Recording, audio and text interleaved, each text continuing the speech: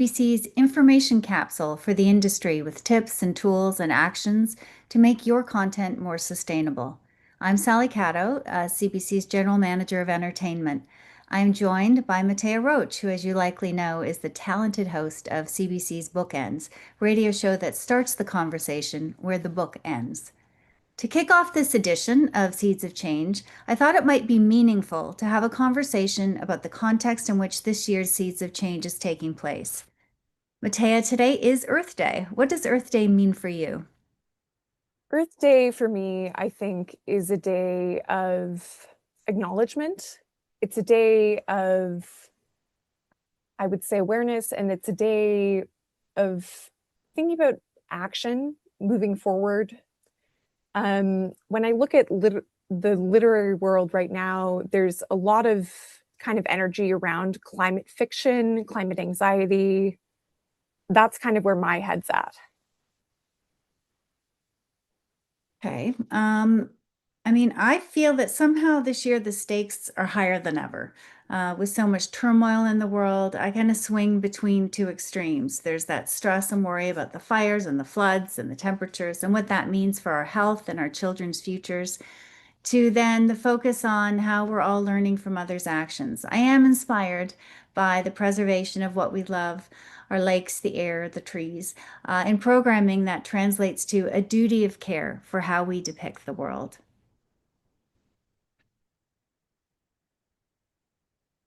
In my world, which is surrounded by books, I think, we think about the footprint of stories, we think about the carbon footprint of a book. It's not just the digital carbon footprint of a podcast or the paper in a book, but there's also physical realities of how we gather.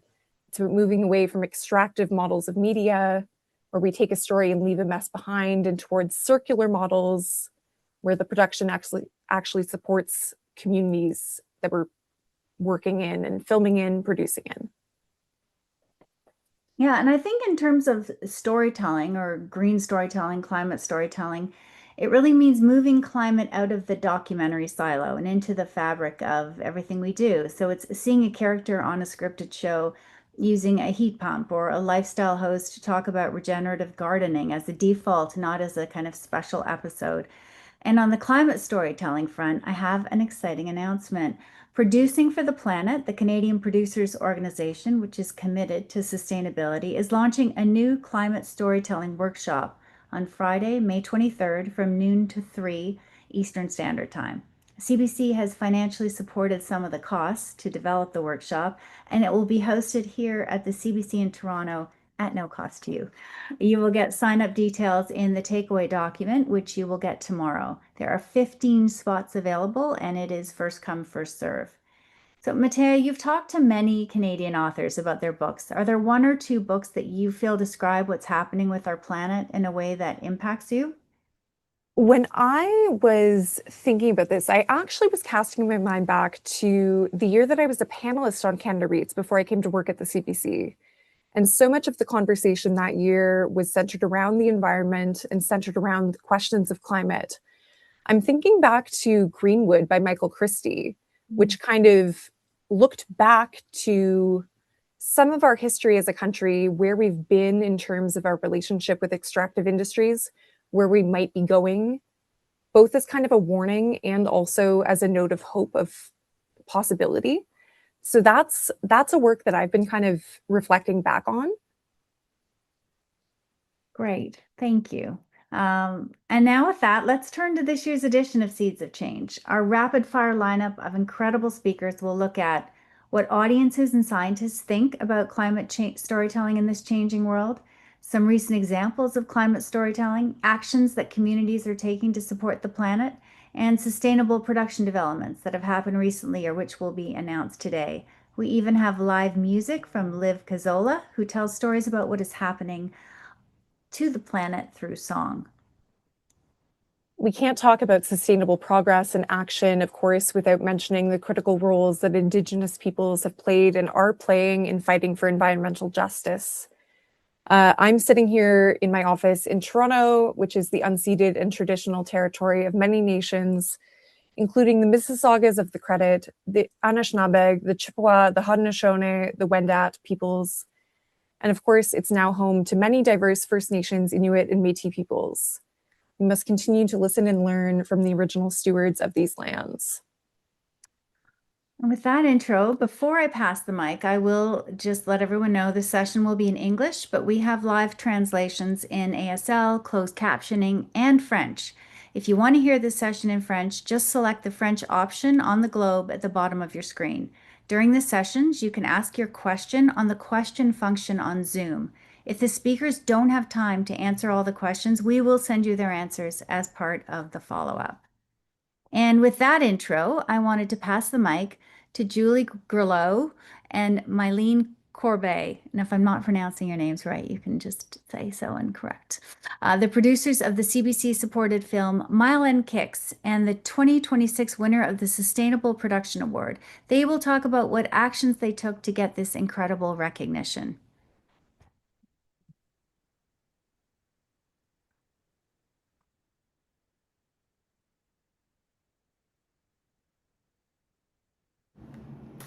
Hi everyone, I'm Julie Grelot. I'm a producer at Couronne Nord and was one of the producers on the feature film Mile and Kicks, directed by Generative, currently in theaters. And I am Mylene Corbet. I was a production manager on Mile and Kicks. We are the winners of the Sustainability Award presented by CBC at the Canadian Screen Awards this year, which we are incredibly proud of. Our hope for this webinar is that the diverse experiences of today's speaker encourage openness and inspire you to adopt new approaches to sustainable filmmaking. We also hope to spark reflection on how sustainability can be integrated at every stage of a project, from script development to production, post-production, and distribution. What makes events like this so valuable is the sense of community they foster. Sustainability on our film and television sets is very much a work in progress, and it's by sharing not only our successes, but also our challenges and failure that we can collectively learn and move our industry forward. We believe the incredible group of speakers you'll hear from today will demonstrate just how essential it is to embrace sustainable but also more human production practices. We'd like to leave you with this thought.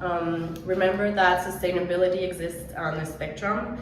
We all know what the ideal practices to strive for and the ones we need to avoid, but doing something is always better than doing nothing, and every step counts. Thank you, and we hope you enjoy this webinar. Thank you, Julie and Mylene. And now we'll start the first section of Seeds of Change, which sets the stage for the more specific discussions we will have about climate storytelling, community actions, and sustainable production. Our next speaker is Frederic Julie, who is the co-founder of the Climate Fresque organization and who will share some thoughts on climate change. Why do we still care? Frederic will ground his discussions in climate science and will explain why now is the time to mobilize and act. And now I will hand it over to you, Frederic. Well, thank you, Sally. Great introduction. I'm glad to be with all of you today. And let me start with a question. Why? Why are we here today? Why are you here today for this new events of Seeds of Change? Well, perhaps you're a little bit concerned about climate change, about biodiversity loss, about the fact that out of 9 planetary boundaries, we have crossed already 7 of them. And maybe, perhaps, you have a small feeling that times are a little bit challenging, that progress is a little bit harder than it used to be. My name is Frederic Julie. I live in France. I used to have a career in the corporate world, and for some reason, 12 years ago, I just redirected my energy to environmental stakes. And this is was my job, was my passion today, my whole engagement. It's hard. These days are hard. And sometimes I feel overwhelmed, to be honest. And just let's step back of what we got. Like for several years, we got the COVID crisis, and then we got the war in Ukraine, then we got inflation, and then this multiple social and political shocks. Now we have the war in Middle East and the oil crisis, and for many people, the daily pressure just keeps rising. So is it the right time to care about environment? Is it even moral to talk about climate when some people are at war? Or maybe it's just the opposite. Maybe if you have the privilege to live in a safe place with secure access to food, water, and job, maybe it's not just a right, it's a duty to reflect on what's going on and what are the core reasons explaining what's going on. So I'm sorry, I just have 8 minutes to talk, so I'll be very brief. And try to share some facts, idea, and personal opinion. Ways to look at things with a new lens, a lens with no naivete, but with lucidity and courage. If you're unaware of some of the facts, please take the time to look them up. Okay, let me start. You know the story of infinite growth, infinite access to resource in a finite world? Well, this is just a story. And we've been knowing this since 1972 and the work of Dennis Meadows and his team.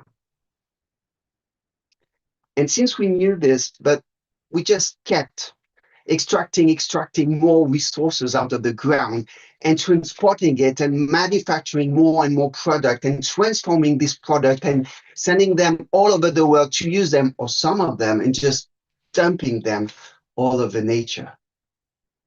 And we did this in an exponential way, which led to exponential growth, but led as well to exponential pressure on every single item of environment. So where does this lead us? Right time, right now, like when we speak right now. Well, every single second, you have the equivalent of a garbage truck of plastic being dumped in nature every second. When it comes to biodiversity, 73% of wild vertebrates have disappeared since I was born. And what about climate? Well, we reached the 1.3 degrees. And now we have this increase in frequency and intensity of fires, droughts, heat waves. And you know this, right? Because you just live this. So why do we look away? Well, perhaps some people have some massive interest in keeping the system as it is. And they invest energy and resource and political and economical power just to slow or stop the transition. So is the transition going to happen? Well, of course it is. You know why? Because it's already started and it is unstoppable. Let me just share a few facts with you. Last year, the International Renewable Energy stated that 91% of new renewable power projects commissioned last year were more cost effective than any fossil fuel alternatives. If you look at climate, China, the largest emitter, from far 30% of global emission. Well, the emission has been going flat or falling for 24 consecutive months. They started reducing their emissions and will not stop. The organization I co-founded in 2018, it's called the Climate Press. We've reached now 2.5 million people going through a 3-hour collaborative workshop to make climate science accessible to everyone. Just look it up, you have facilitators around you. So yet it started, yes, it's unstoppable, but it does not mean it will happen fast enough on its own. And this is where you come in. So if you're here to learn, and it is a great thing to do. But please take some time to reflect. What does this mean for you? How can you use it? Who can you influence? Who can you help? And please do not do this alone. Join a community, work with others, and build together the steps of the world you want to live in. So just let me finish with one idea, one small step for you to get started. Don't stop at learning about the crisis. Try to make the effort to understand how others perceived it. So to take us down that path, I'm pleased to hand it over to Jumaimu Freudmun. She's a senior research analyst at CBC, and she will share what Canadian audiences are saying about climate change. Jemima, over to you.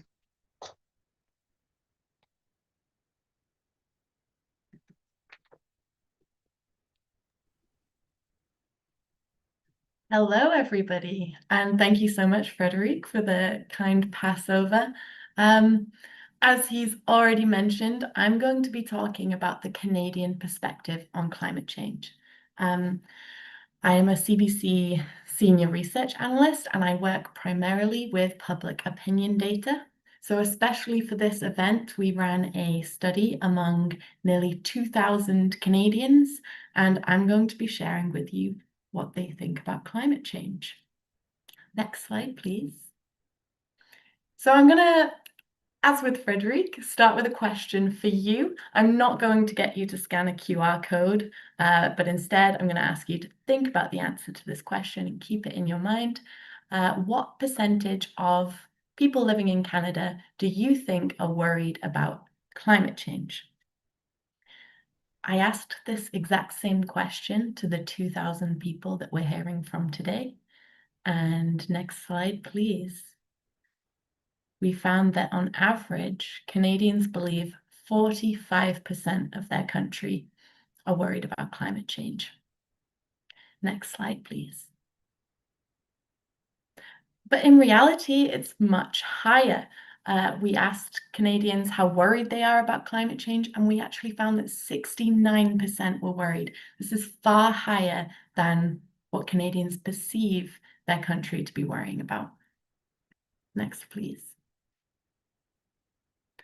So to go into a bit more detail, I'm sharing a spectrum of climate concern. This is using Yale's climate segmentation framework. And if you look in the far left, you will find the most concerned people, the highest belief in climate change. And towards the right, you'll find those who have the lowest belief. And remarkably, 59% of Canadians are among the most concerned, the most worried, especially young women. 3 in 4 young women are alarmed or concerned. And these two groups, these two segments, it's not just about awareness. They are actively concerned. They're looking for leadership. And there was no real difference among regions. So across Canada, this concern is pretty much the same. 59% are among the most concerned. Canada is worried. Next slide. But as Frederic alluded to, we have so many concerns in daily life. And when we asked what are the top 3 issues facing Canadians right now, climate change was not the priority. It came 10th in the list, the same as last year, where only 13% of people said it was a top 3 issue facing Canada. Ahead of that is issues like inflation and healthcare and housing. Everyday bread and butter issues are of top concern right now. Next slide, please. That being said, climate change does intersect with national priorities. When we gave this list of concerns to Canadians and asked them to select which of these are related to climate change, it was remarkable how high the response was for the top 5 concerns facing Canadians. 37% of people thought that the cost of living was related to climate change. 42% thought it was related to the economy. So next slide, please. Sorry, Natasha. So it's really high, and 2 in 3 people believe that climate change intersects with all aspects of life. And this is even higher for people who are in those top two segments, the alarmed and the concerned. 4 in 5 believe that climate change is relevant to everything. And interestingly, those who selected one of the issues in their top three, they're even more likely to believe that it's related to climate change. So people who are especially worried about housing, they're far more likely to say that, yes, housing is related to climate change. So this leads to a question of, can climate stories be business stories? Can they be cost of living stories? Can we link climate change to these more salient daily issues? Because climate change is relevant and our audience knows it. Next slide, please. In terms of how Canadians want to feel after reading or listening or seeing a news story, overwhelmingly, they want to feel informed and they want to feel hopeful. There are other feelings in there too, like feeling curious. They want to be inspired to go on and look for more information. Certain demographics are more likely to want to feel certain emotions. So those over the age of 65, they want to feel hopeful, especially older women. Those who are alarmed, those who are concerned, they really want to feel hopeful too. Interestingly, young men under the age of 30, they are more than twice as likely than the general population to want to be entertained. Recent immigrants, people who arrived in Canada in the last 10 years, they're more than twice as likely to want to feel emotional after reading a news story. Next slide, please. In terms of what Canadians avoid in the news, the top reason that they might tune out is that it's too depressing. But quite a lot of people actually said that it's so unlikely that they wouldn't engage. 14% said that they wouldn't not engage. And that was even higher among older age groups. And what was quite interesting is that whilst in the previous slide, I told you how recent immigrants are more likely to want the news story to make them feel emotional, they're also far more likely to say that they would tune out because the story's too depressing. And that trend stays for everyone who says that they would tune out because it's too depressing. They are actually more likely to say that they want to be moved by the news story. So there's a delicate balance here. Can a climate story move somebody without depressing them? Next slide. So I wanted to highlight, going back to the beginning, the perception gap. Most Canadians are so worried about climate change, but they assume others aren't. The actual level of concern is more than 50% higher than we think. The quiet majority is deeply concerned. Next slide. So whilst it might be a less salient issue, people believe it intersects with everything. The demand for climate storytelling is there, but it's hidden behind concerns about the economy, about healthcare, about housing. So can we stop looking for only the climate story and start looking for the climate angle in every story? By meeting Canadians where they are, we can provide the hope and the information that they're looking for and prove that they're not as alone as they might think. Because climate change is a bread and butter issue. So maybe we can add it to our sandwich.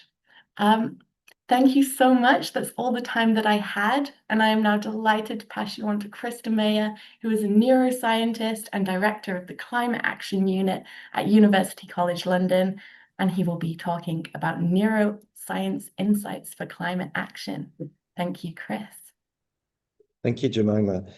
So, as a neuroscientist, I spend a lot of my time thinking about how we can connect what we know about how the brain works to that deep need for society to respond to climate change. And so all of the things that I'm going to tell you today are about how it works, are about how the brain works, what works and what doesn't work in terms of driving change, not necessarily in telling you how to then tell the stories about this. From other work that we have done with journalists and creatives, we know that each of you is very good at translating the insights into what works into the way that then you tell the stories that you want to reach these audiences with on all of these topics that we heard Jemima talk about. So I came to this question of working on climate change from an interest in the neuroscience of polarization.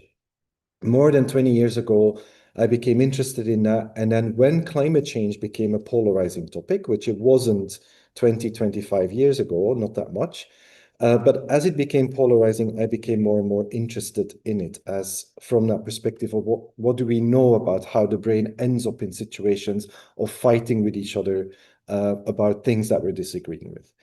And one of the things that I learned pretty early on from other people who had done research in this long before my time is that when we develop a deep engagement with an issue, when we become passionate advocates for a cause, when we really start to care about something, it is usually because we've taken some action first. We started to do something, and the doing led to a change in our belief, our concern, our awareness, our knowledge, and the feeling responses that we have about that particular issue. So we call that in the organization that I lead, in the Climate Action Unit, we call that actions drive beliefs.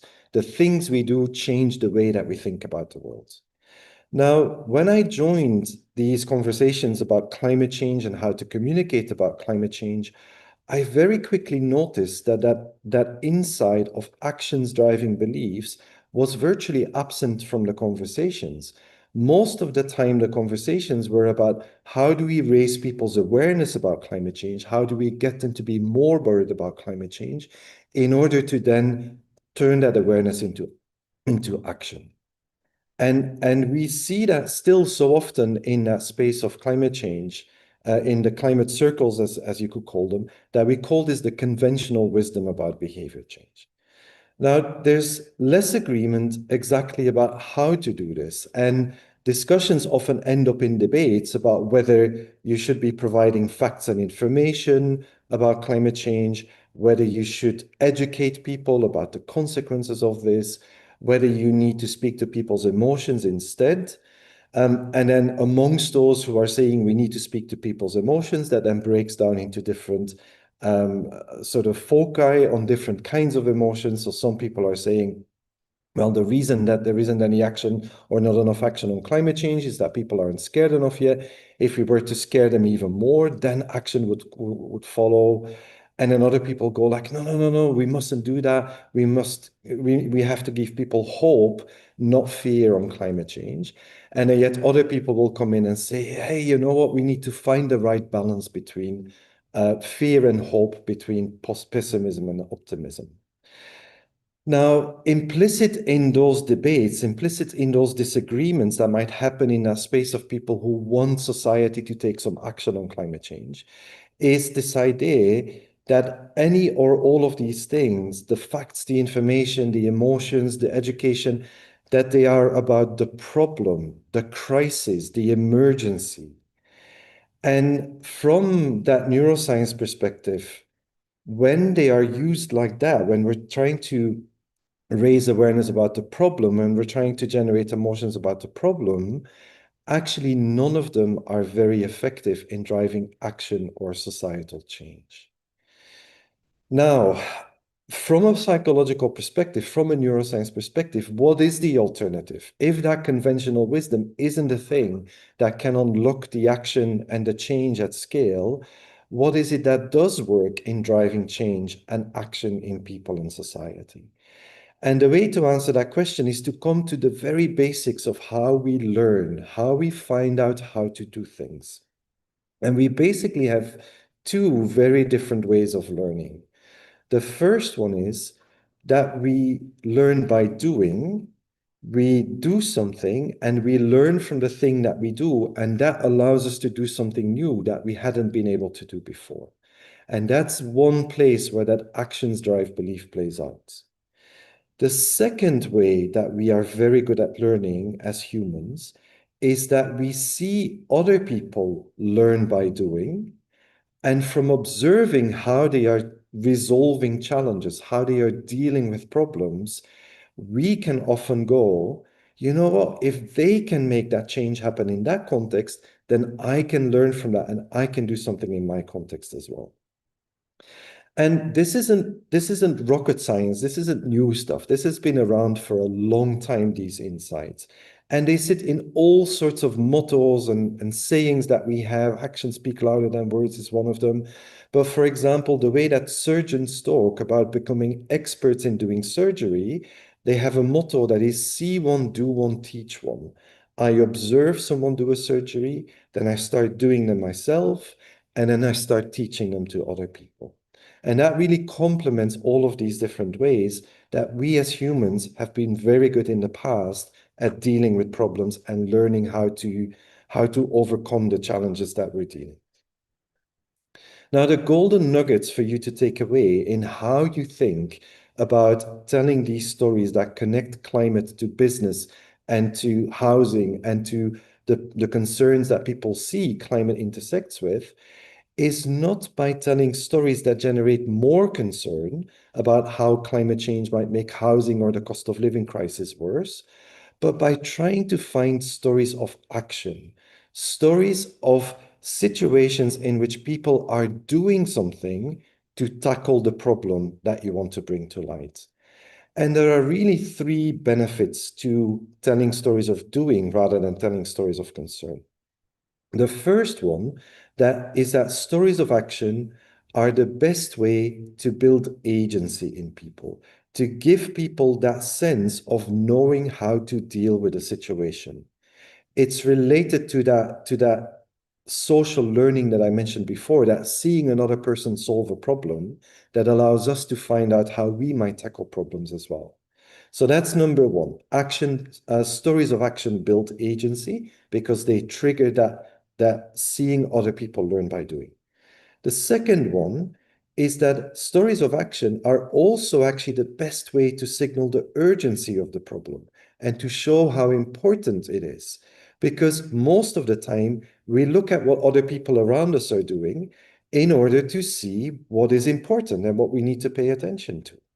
And so stories of action are very good at showing where the problems are and without having to explain in a very what we call issue-based way, the problem itself.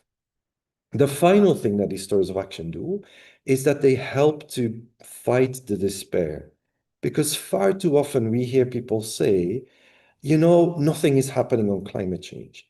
And that's not the case. A lot of things are happening on climate change. Lots of communities, lots of organizations are taking action on climate change.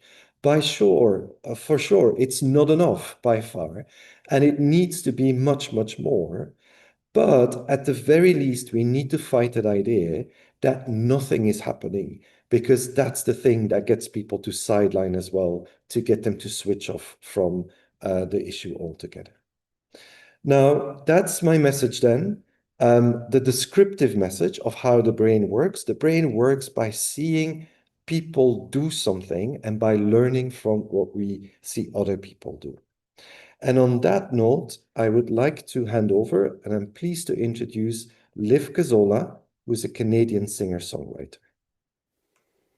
Thank you so much, Chris. I feel like what you're sharing is giving me a lot of ideas of where I can take my songwriting going forward. My name is Liv Cazzola, everybody, and I'm here based in Guelph, Ontario. I typically play in the bands Tragedy Ann and The Lifers, and I'm so happy to be here representing them today. The first song I'm going to share was written back in 2019 when climate was all over the media. For me, it was for the first time seeing this. And the buzz was drawing thousands of people to global climate strikes across the country. The media was going nuts, and I was feeling inspired. But at the same time, I was witnessing those in power unwilling to acknowledge just how big the problem is that we're facing. And while I had written songs of gratitude to nature in the past, this was the first time that I felt drawn to writing a song for climate action. The title of this song is Tip, and it comes from two places. One is relating the tip of an iceberg to how little those with privilege can actually see and feel the climate emergency. And the other comes from tipping points we're still teetering on 7 years after this song was written. And so as we're discussing the current context in Canada today, we need to acknowledge that the climate action momentum, the media coverage that we had back in 2019 is waning, or maybe it needs to change like we're talking about now. And I just want to thank those of you here today who have been loud, clear, and consistent in covering climate research, events, and art, because we really need this momentum again. So to start out, we're going to share the lyric video for this song, Tip. Natasha, if you could take it from here. Thanks.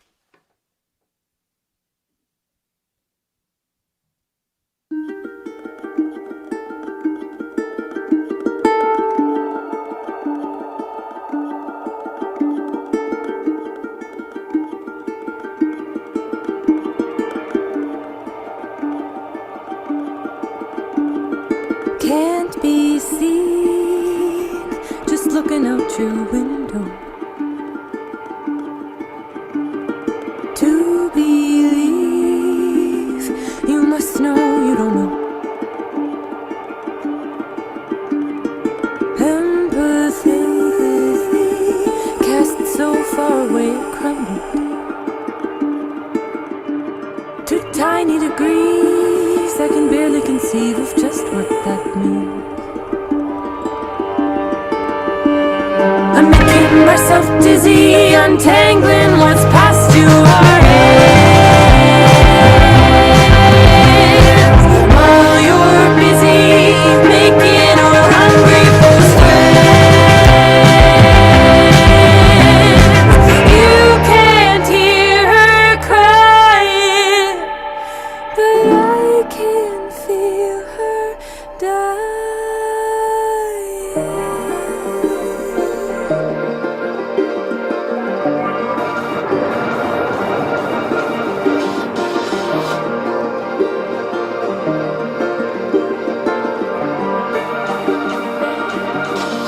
In each takeout container, in each tractor trailer, in each news sky scraper, in each refrigerator, and we're seeing the best of it. Only see the tip of it. Oh, we can't see the rest of it. Only see the tip of it. I'm making myself dizzy, untangling what's past you are hands. While you're busy making a hungry for strands. You can't hear her crying, but I can feel her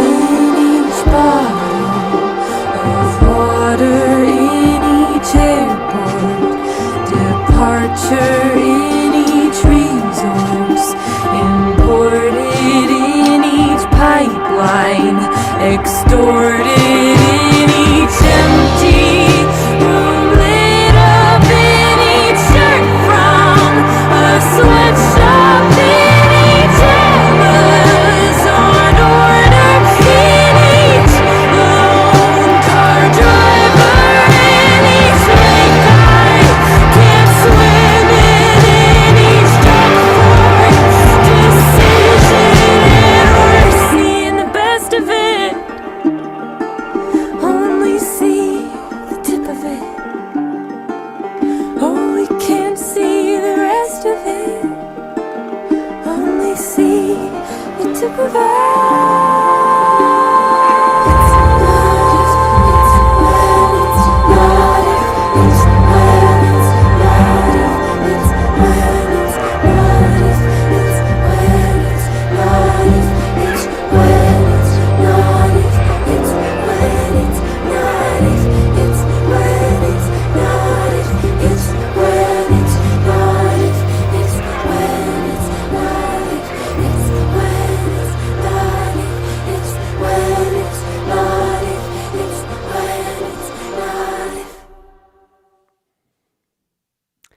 It is my pleasure now to introduce Lucius Deshozy, CBC's executive in charge of production for documentary. Hi, thank you, Liv. That was fantastic. So I'm here today, and we're going to be talking about stories combating climate change. My name is Lucius. I'm a production executive with CBC Docs, overseeing short docs and For the Culture.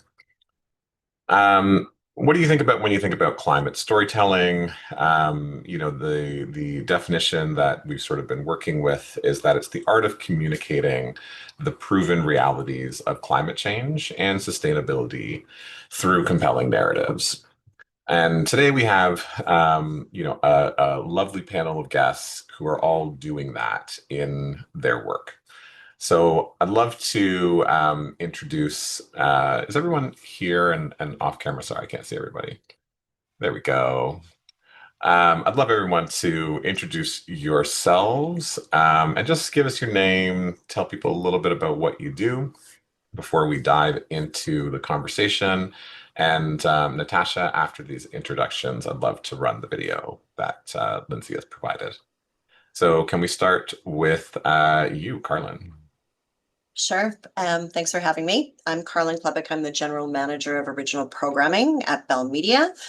And I think one of the questions you had is, why do you think climate storytelling on screen is so important?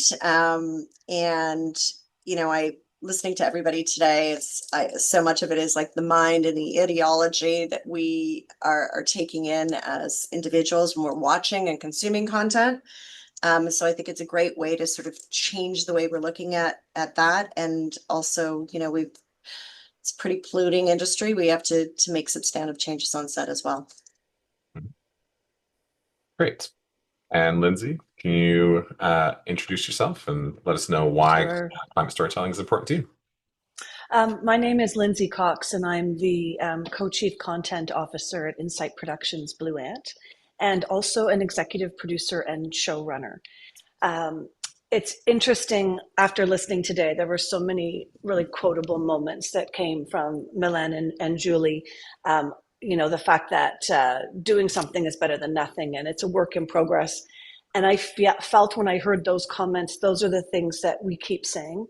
And then I hear Carlin and agree, like it is a polluting industry and we do have to do more. So I feel like, why is this important to me? I think it's important when we think of what we leave behind. We always reference our legacies when we talk about our work and our professional life and our children, but really the legacy of how we leave the planet is how we'll actually be defined. So in the spirit of what Chris said about actions drive beliefs, I did share a few clips that Lucius, that you're going to be running later, that show that across the programming at Insight there is awareness. But I say all of that with every producer here will agree. We can do more. Our broadcasters are always supportive when we look at the challenges that are created and the storytelling that we do. Influence storytelling with recognition of climate change and sustainability. So I have to say we are also a work in progress. That's great. And for you, Nina? Hi, my name's Nina. I'm the production designer at Group Media TFO. The reason it's important to me is, well, first of all, we are publicly funded, so we have a responsibility to our fellow taxpayers to do what we can. Also, we have an educational mandate, so it's kind of baked in already in what we were trying to communicate to children and even adults and teenagers, everyone, is to just have that mandate already baked into everything we do. We've just also switched from virtual sets to real sets, or back to real sets, and so getting used to what that entails and how to do it responsibly after 10 years of working with a green screen. Right. Yeah. I mean, that is definitely a challenge that many of us can relate to.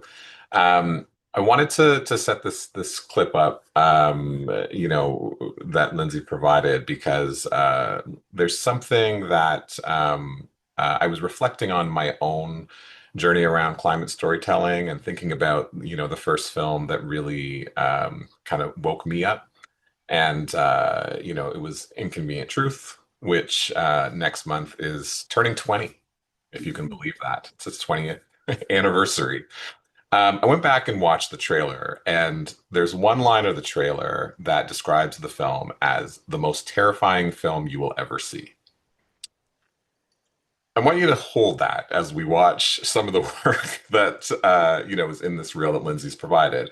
And do you feel that terror? Is that still, how we're trying to wake up audiences in terms of storytelling? Go ahead, Natasha.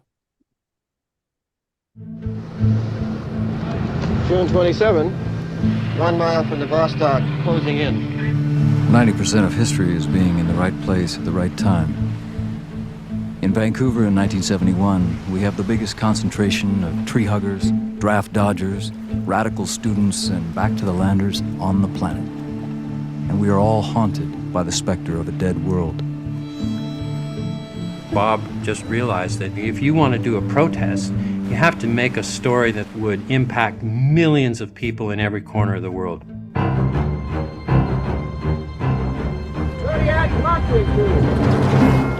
In this detour, teams will be introduced to Revelstoke's untamed natural beauty on the water or in the woods. It's their call, plant or paddle. In Plant, teams must drive to the BC Interior Forestry Museum and Forest Discovery Center. Here, they'll pick up 40 tree seedlings, and using this rope and this chart, they will have to properly space out the seedlings and plant them at the correct depth. Once teams have planted their seedlings to the exacting forestry standards, Glenn will give them their next clue. Okay, I'll go this way. Back. Sorry. You okay? You okay? We're good. I see a little fishy. For today's quick fire challenge, we have to make a top chef quality dish while creating the least amount of waste. I pretty much do this in my restaurant every single day. My bin looks empty. Edmontonians love to do their part for their gleaming green city, as 92% of its residents voluntarily recycle. If teams choose paper, they'll gear up and head to the materials recovery facility. Here, they'll face the frantic and strenuous task of working on this sorting line, where all non-paper materials are pulled from the paper products to be recycled.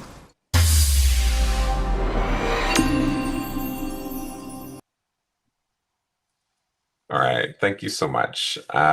So Lindsay, you don't know this, but I actually auditioned for The Amazing Race. I think I did really well at those challenges, I'm just saying.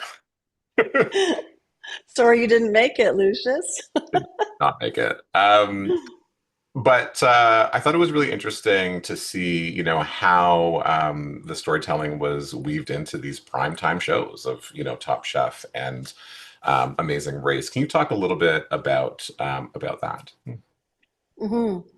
So first I'll say that the work that you just saw was created and produced by my colleagues who, when I said we were doing this panel, they shared references, they shared the why. And so the comments I'm making are from our producers at Insight. With Amazing Race first, one thing that's really interesting is that the challenges that are determined on the show are created by the challenge producers across the country, but they also work with the communities. So when they go into community, they don't go in and say, this is how we're doing the challenge, this is what it is, and it will have a great impact. It's not driven by the network saying this is what the challenges must be. It is driven by the communities, and I think that's why it feels authentic. And when you look at those two, and there have been others, they've gone up into the north to look at how climate change is impacting the country and then the world. So when you look at those challenges, they really come from those communities, which is what I thought was really compelling. They work closely with the teams there, and then we saw how those challenges play out. And I think the other thing that's very interesting when you think of a show like Amazing Race specifically, it's outside of a studio, it's in the elements. It's really, now that it's within Canada, it's really showcasing our country as well, and using the country as the studio, which is, I think, why everyone has gotten so behind that show, and it's such a successful show. We see ourselves there. So with Amazing Race, I really commend them for how they create these challenges and how they found the way in where it feels authentic and natural, and you're back to what Chris said, actions drive beliefs. You're actually watching people, you're watching these actions, and you're not necessarily initially recognizing, oh, this is a sustainable climate change moment. You're actually seeing this woven in organically into the storytelling, and done incredibly well. With Top Chef, we see foraging episodes. We know that with the chef community, they naturally and historically will lean toward recognition of the environment. And in the particular Top Chef challenge that you saw there, it was really cool to watch the whole challenge play out and see at the end when they get judged on their waste. There were chefs who literally had no waste, and their food was also excellent. And many of the chefs said, oh, this is what I actually do in my restaurant. So again, it goes back to that authentic storytelling, that when you're watching it as a viewer, you're thinking, oh, I could do this at home.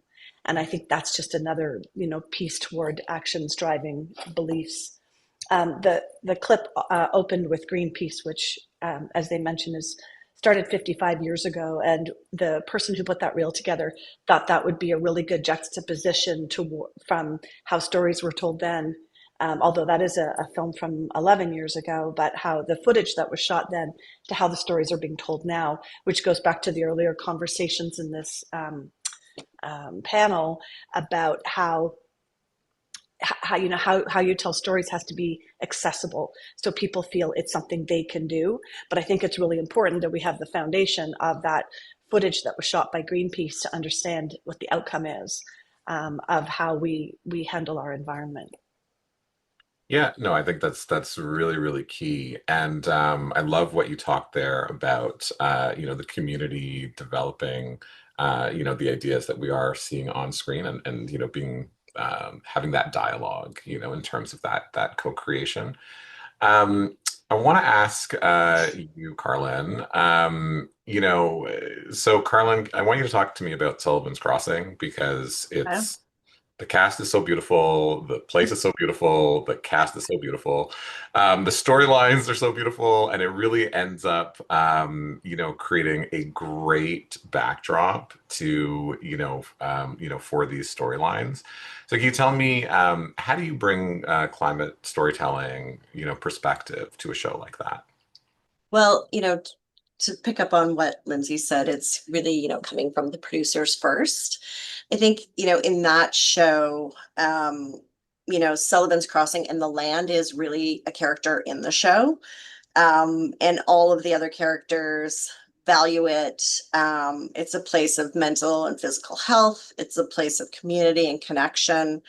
And it just naturally becomes a place where there are going to be stories about sustainability, about, prohibiting dangerous development of the land. And there are characters that drop in and out that may have a green focus for an episode or two.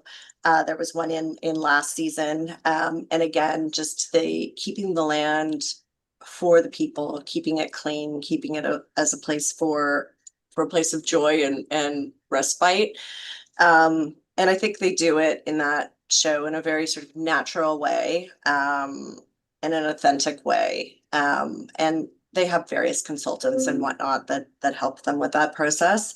But it's been something that we find really is, resonated with our viewers, as opposed to, trying to develop and commission content that is very green focused. A few years ago, we really did try to find an unscripted show that would have mass audience appeal and be entertaining. And, we have really, really tried, and they just tend to be audience killers. And so while we're continuing to look for something like that, we haven't found it. And for us to interweave those narratives into something like Amazing Race Canada, which does incredibly well for us and we're very proud of, and Sullivan's Crossing is a way for us to get those environmental messages through in a very natural and authentic way. Mm-hmm.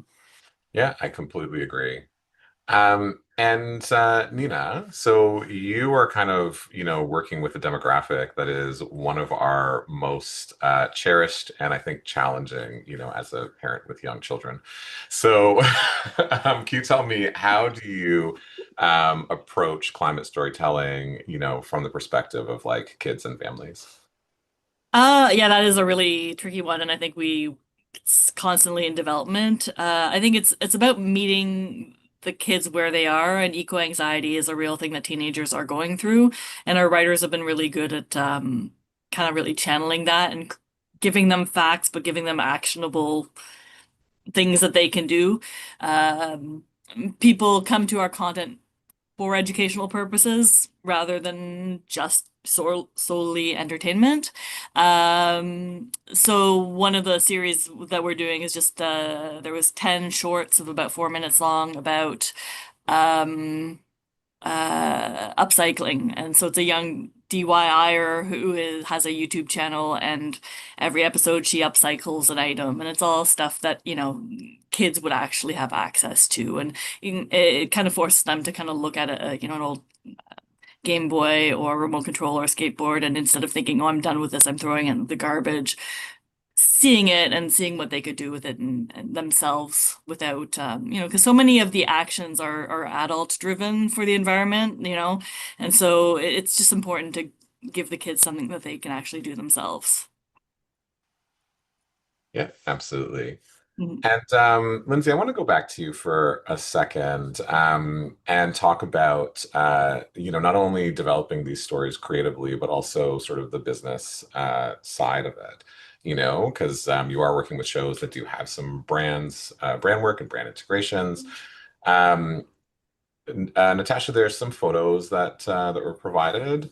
Can you talk about how how you convince brands to also sort of align in terms of values when working on shows like this?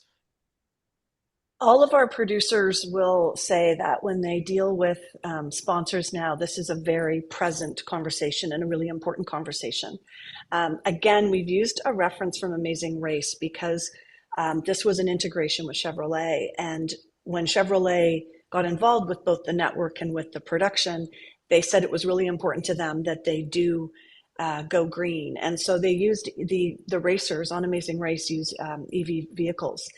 And I thought it was important to bring this forward because, of course, the production wants to do this. Of course, the network wants to do this, but it's actually also becoming and has been sponsor driven as well. And this being the most prominent example of a very high profile integration where climate change, sustainability, the environment was very important as the racers race across the country. Yeah, I love that. And I again, I would have loved to have driven that car. Did not make this season, but it's fine. Next time, don't give up. Don't give up. Just Yeah. gonna use this entire Carlin will keep an eye for you. just gonna use this entire panel as an audition. So with studies have also shown that audiences really they're really influenced by what they see on screen. You can see this in things like smoking, where the impact that's had on a society by the glamorization of it on screen. How do you normalize climate conscious behavior? How do you make that look cool and on screen? Nina, I'm going to start with you. Like, how do you try and make it accessible and cool to be climate Oh conscious? man, I ask myself this all the time. Like, is a teenager gonna find this cool? It's so much pressure. I mean, I talk to a lot of teenagers. We have teenage co-op students. So I'm constantly picking their brains about, what they might be drawn to, or what are they likely to gravitate towards. Yeah, I just ask a lot of questions. I try to stay on top of the trends, but yeah, it's they gravitate towards the truth though, right? So like if something is, they're into reusing water bottles or like recyclable stuff. Like they're into it. You just kind of have to uh find a little hook into it. And even if it's, especially with our content, which is educational, maybe shown to them in school instead of like them gravitating towards it naturally, on their own time. Um, if it's well written, and we have some really, really great writers that I get to collaborate with, they might not say it's cool, but they will remember it, and it will stick. Yeah, absolutely. Carlin, do you have anything to add to that? Well, I think, similar to jumping on that, like really focusing on what's, you said, truthful, honest, authentic, if on the scripted side, like can the characters drive EVs?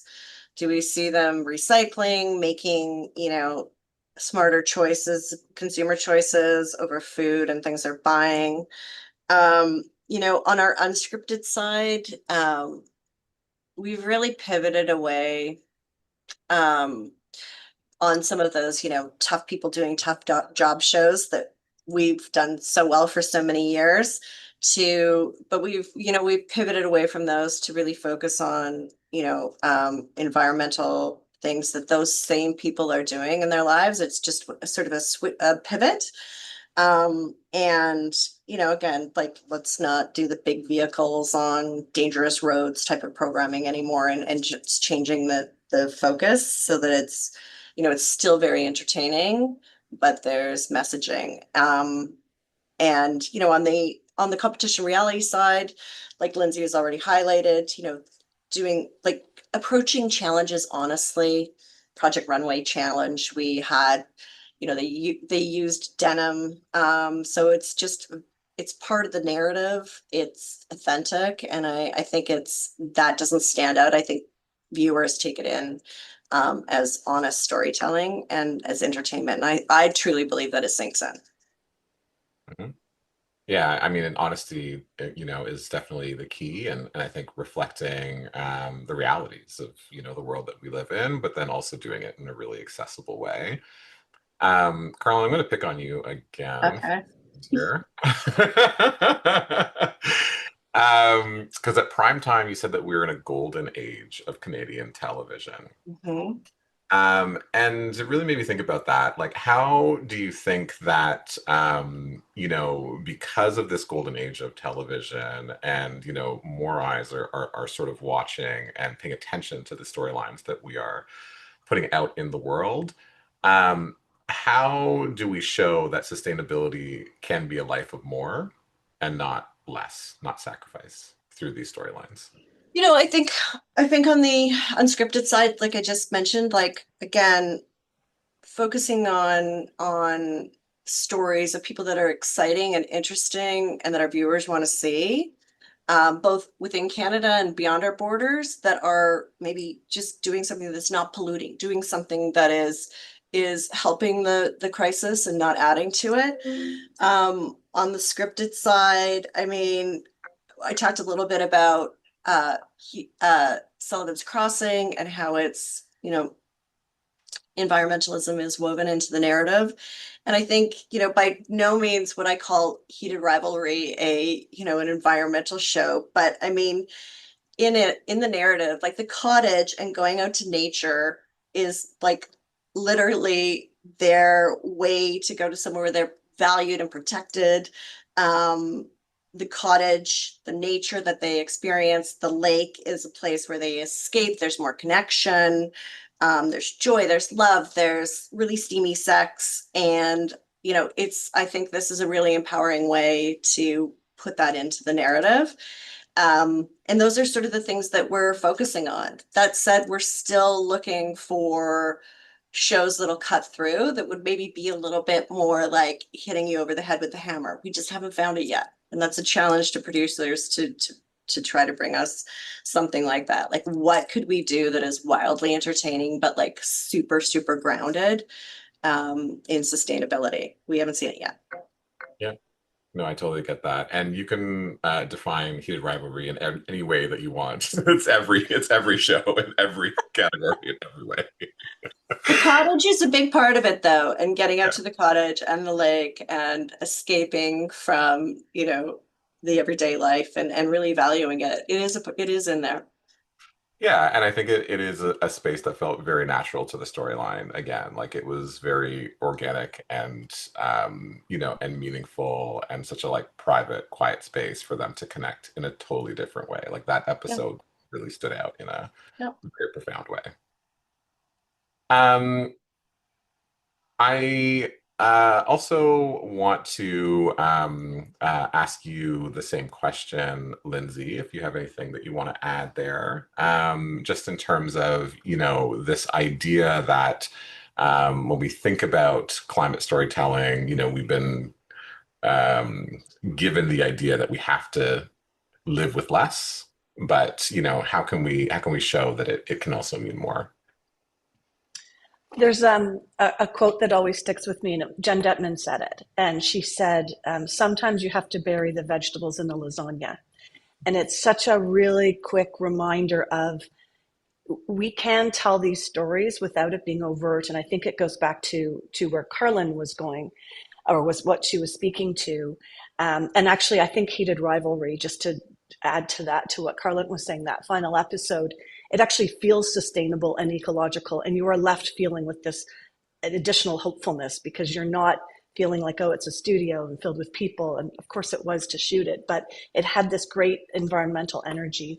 So I feel like that was one of the perfect examples of like bury the vegetables in the lasagna, because you were taking this in, but it wasn't stimulating that part of the brain that makes you feel uncomfortable about our lack of environmental awareness, which is what got us here.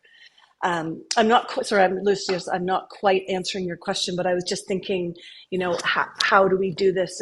And Carlin's challenge right there, of course, as a producer, you're thinking, why have we not figured out that ultimate sustainable climate change awareness environmental show that actually does bury the vegetables in the lasagna? And I think it's because we're just really not that evolved yet. We're not that evolved yet to be able to create that programming that a 16 to 25-year-old wants to watch.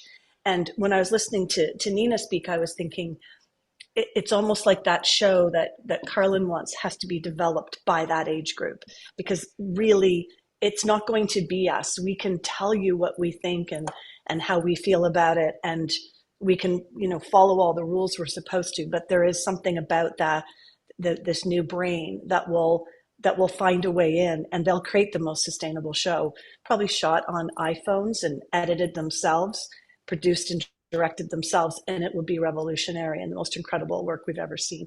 So I think it really does go to looking to the new, not just the new generation, a really young generation, to help us find our way that we are not finding ourselves. But to always, when we're creating a show, to go back to like, what could we be doing? And it's, everyone always says it's more than just the water bottles. But as a producer of live events and music specials, the most environmental artists sometimes get handed a water bottle, because that is the easiest thing to put a cap back on when there isn't a flow bottle. And it's a sign, and it reminds us, and it's that, as soon as it's in front of you, I should be doing better. What else can we do better? What else is the water bottle that just is the trigger for all of us? And I think that's something we need to always be looking for. The image that just came up here is from the Junos this year, which, and it's hard to tell when it's not video, but this is a Joni Mitchell's performance that closed our show. And across the stage are all of the artists who were on the show, and they joined Sarah McLachlan and Alison Russell and Joni Mitchell herself to perform. And the images that you're seeing there are canvases of Joni's work. So in order to create this environment for Joni, we specifically went to a space of how would you do this performance outside? How would you do it in the rainforest? How would you do it at the McMichael Gallery? And you would surround yourself with art. So all of those canvases are just held by wood and then rigged up into the sky. And when they come down, they roll up. And all of those pieces will currently be sent to different places and back to Joni herself. And definitely not something that we get rid of, not something that lives in a storage space for years and then ends up in a dumpster. So I felt like Joni herself, being one of our original environmentalists, we had to create something for her that didn't go in the dumpster. And we felt that honoring her work this way was such a perfect homage to who she is. And it left the viewer being able to also see these beautiful pieces. And in contrast to the rest of the show, they weren't cycled through on video screens. They were actually physical pieces that you could touch. And I think when Elsa and Lisa were talking about this, I was thinking this is sort of the ultimate display of how you can be sustainable in a live music environment. We can tell you that we rent our staging, we rent our decks, the lights are rented. We do know they all use power, but this is a physical piece that reminds you that you can be sustainable. There's another image coming up. If you could just change the slide. This is Cameron Whitcomb. He's very dynamic, young, up and coming country artist who is just like breaking out. And his creative for his performance on the Juno Awards this year, and this is again our Juno stage, was to actually create a mini video, almost like a mini video set, which you can see there to the right of the screen. And this set actually folds up and will now go on tour with him. So rather than these pieces, these flats and these props and these images you're seeing here, again, going in a dumpster, they're actually going to go out on tour with him, which was an unexpected benefit when he arrived and saw what we've done, because you don't always know until the artists arrive how it will all play out. So I wanted to show these elements, which are the pieces that are built for our show that actually will have a life for years to come. In addition, on the Junos, because we stay away from building individual set pieces, we do use a lot of digital art. And so in the Nelly Furtado tribute, which will be the next slide, you can see her work is represented in our screens throughout performance, throughout her acceptance. So that's just another way that we got away from building sets in order to better tell story and to be sustainable and not to fill up dumpsters, but that actually conveys the artist's work and their life in a really effective way. I like that Cameron showed up and just said, I'm taking these on tour with me." Oh, it was amazing. He just walked in. He's like, "These go with me," and it was so cool. It was so meaningful, and we were all thrilled too, because we were all thinking, how do we pull this apart and reuse it? And it was so perfect when he said, "Can it just go on a truck?" We were thrilled. It is such a great idea and so innovative in how you've put those sets together. Because it is a challenge with live production when so many things are built and then sort of discarded, at the end of the production. Mina, I want to ask you, a question about this as well, because I know that, you've worked with sort of decommissioned items and turned them into art and, thought about how you take something that otherwise would be useless and made it into something useful or something beautiful. How do you create, how do you bring these sustainable practices to your way of production? Well, I think the three of us who work in there's basically three of us who deal with all the props, costumes, and sets, and we all have theater backgrounds and have all come from independent theater. So from a budget perspective, recycling has always been the mandate because there hasn't been a choice. So I think it's just kind of in our ethos already.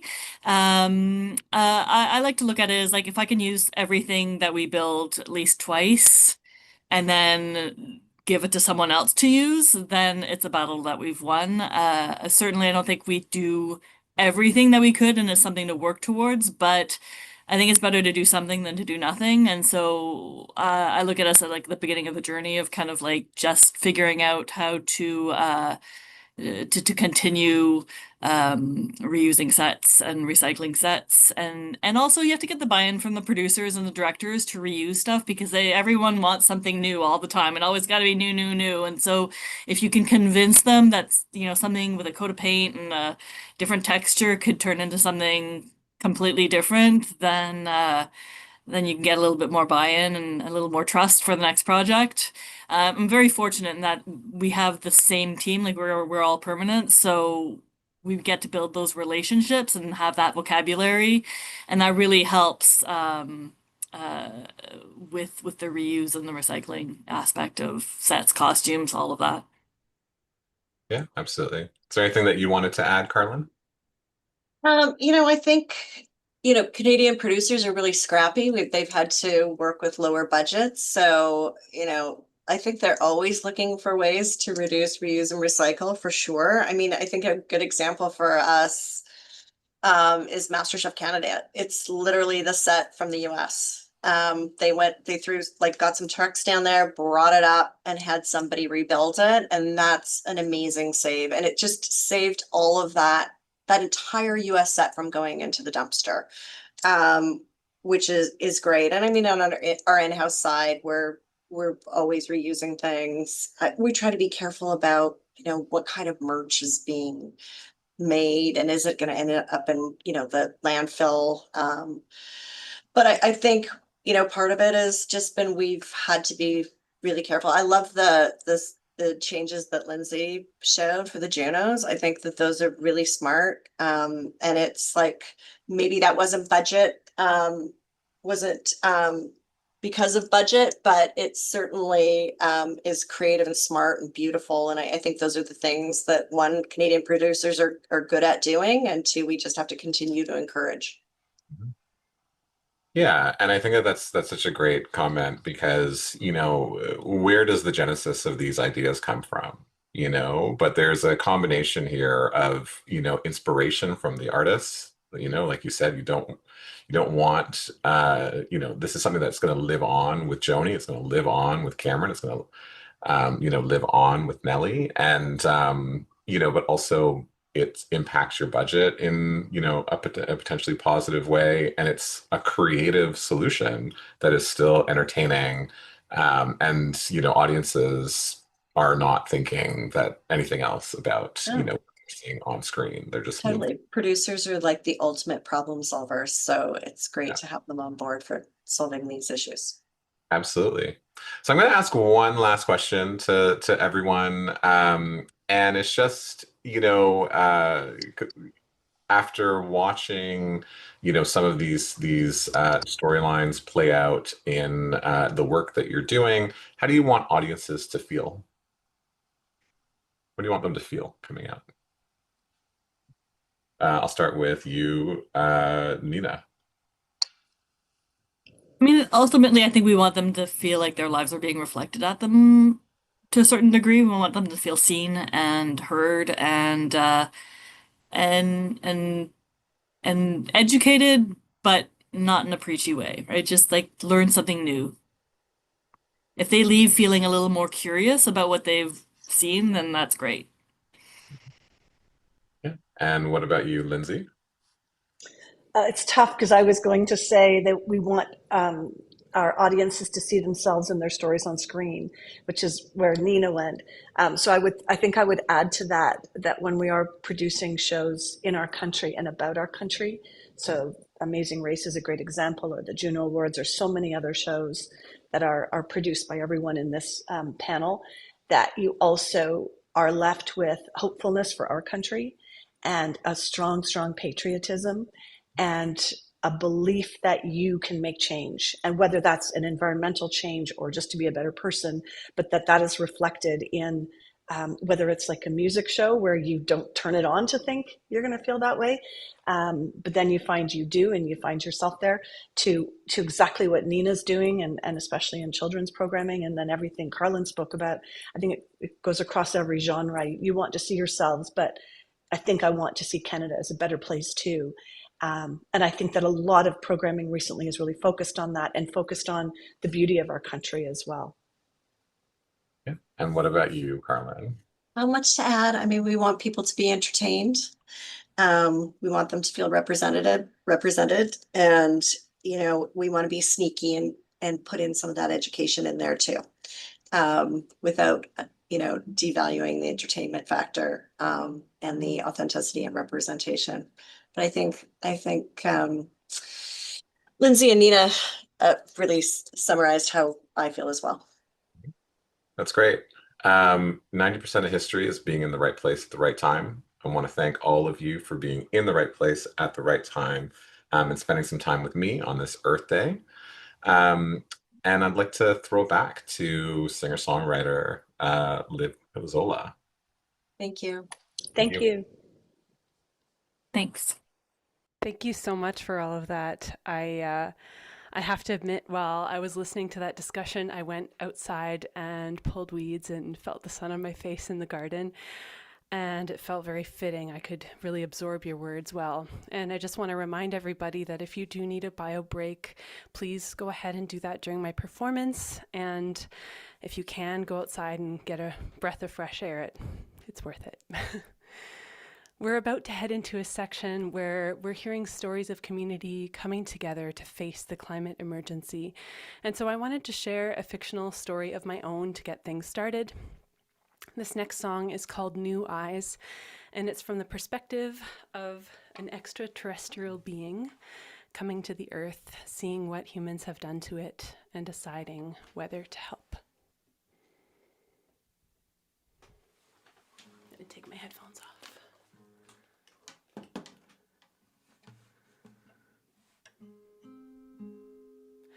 Heart skips, new lips, parted, pardon, same sky, new eyes, salted, uncharted, always been this way, unknown till today, took my breath away. I was so afraid.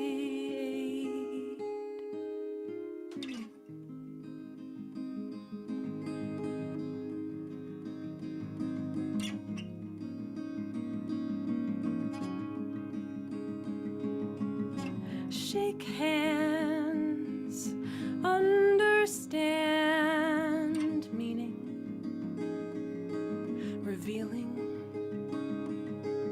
Same land, alien plan, wasting and taking.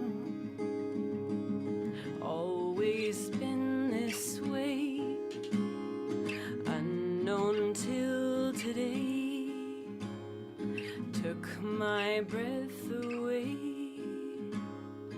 I was so afraid.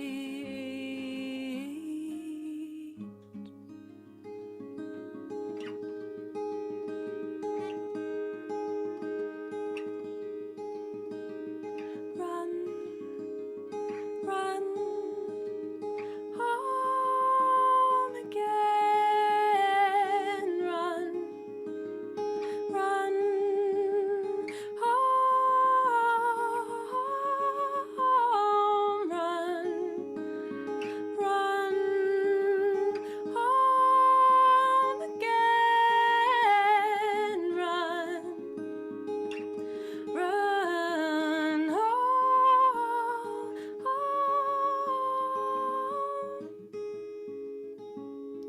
It can't be done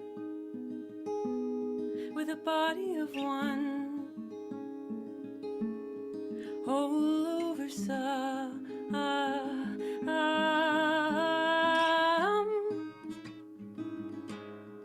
Look to the moon, it too takes two.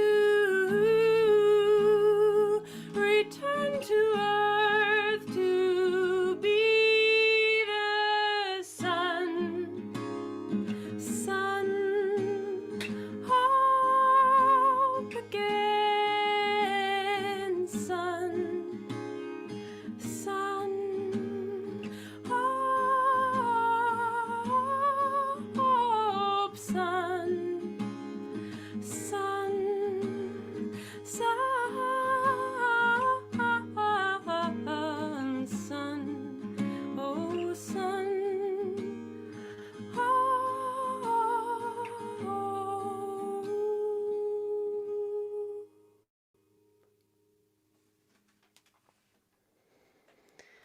Okay, I would like to turn it over now to Supna Badami, CBC's Senior Advisor for Competitive Analysis.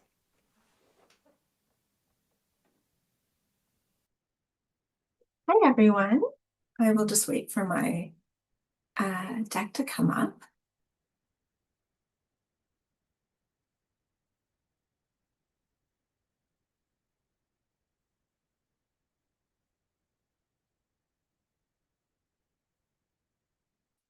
Okay, so I'm presenting Power to the People, Climate Action, and my name is Sapna.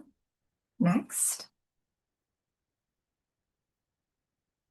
So I think when we think of climate change, it can understandably feel very depressing and hopeless. However, I think the point that I want to make here today is that change is not just through government or through corporate pledges, but it really happens on the grassroots level. And I think that's why we have reason to be cautiously optimistic. Next. So the first thing that I want to talk about is the concept of climate vulnerability. And this is essentially the idea that different factors cause people to be more or less vulnerable to the impacts of climate change. An example of this is exposure. Exposure refers to the places in which people live. An example of this is that people in poorer neighborhoods are more likely to be exposed to climate change health hazards. Sensitivity is the physiological predisposition of someone to feel the impacts of climate change. An example of this is that someone who's older or has a chronic health condition is more likely to feel the impacts of severe heat. And adaptive capacity is the ability of a person to prevent and cope with the impacts of climate change. So during a heat wave, the fact that someone may have air conditioning makes them have more capability to adapt to climate change. Next. And along with that comes the idea of climate intersectionality.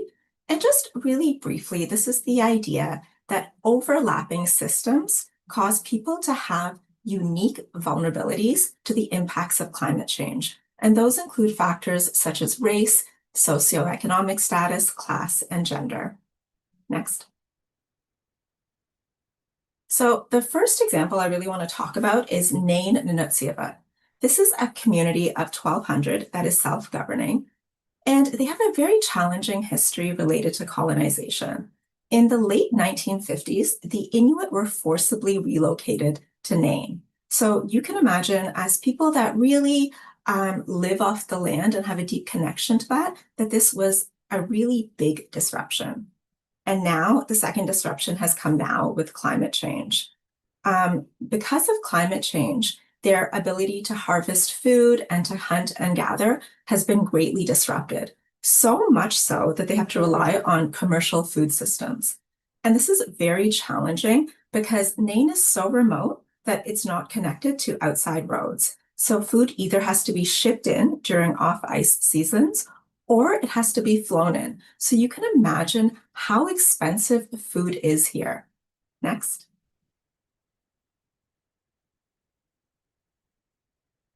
Not only is Nain not connected to other roads, but it's actually off the provincial power grid. That's how remote it is. So this causes a lot of issues because they have to rely on diesel.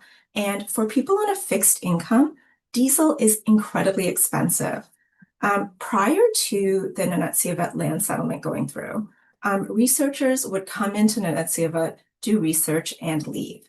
After the land claim went through, there was a rule put in that any research had to be approved by the community. So a research advisory council was set up.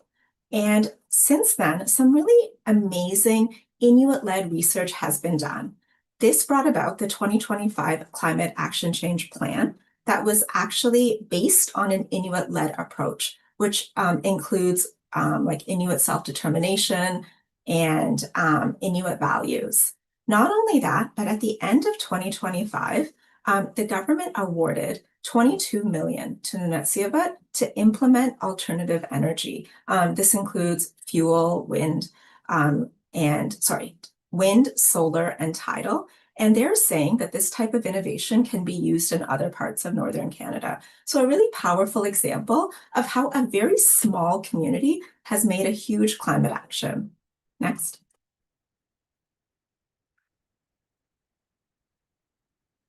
The next example I want to talk about is Fox Creek.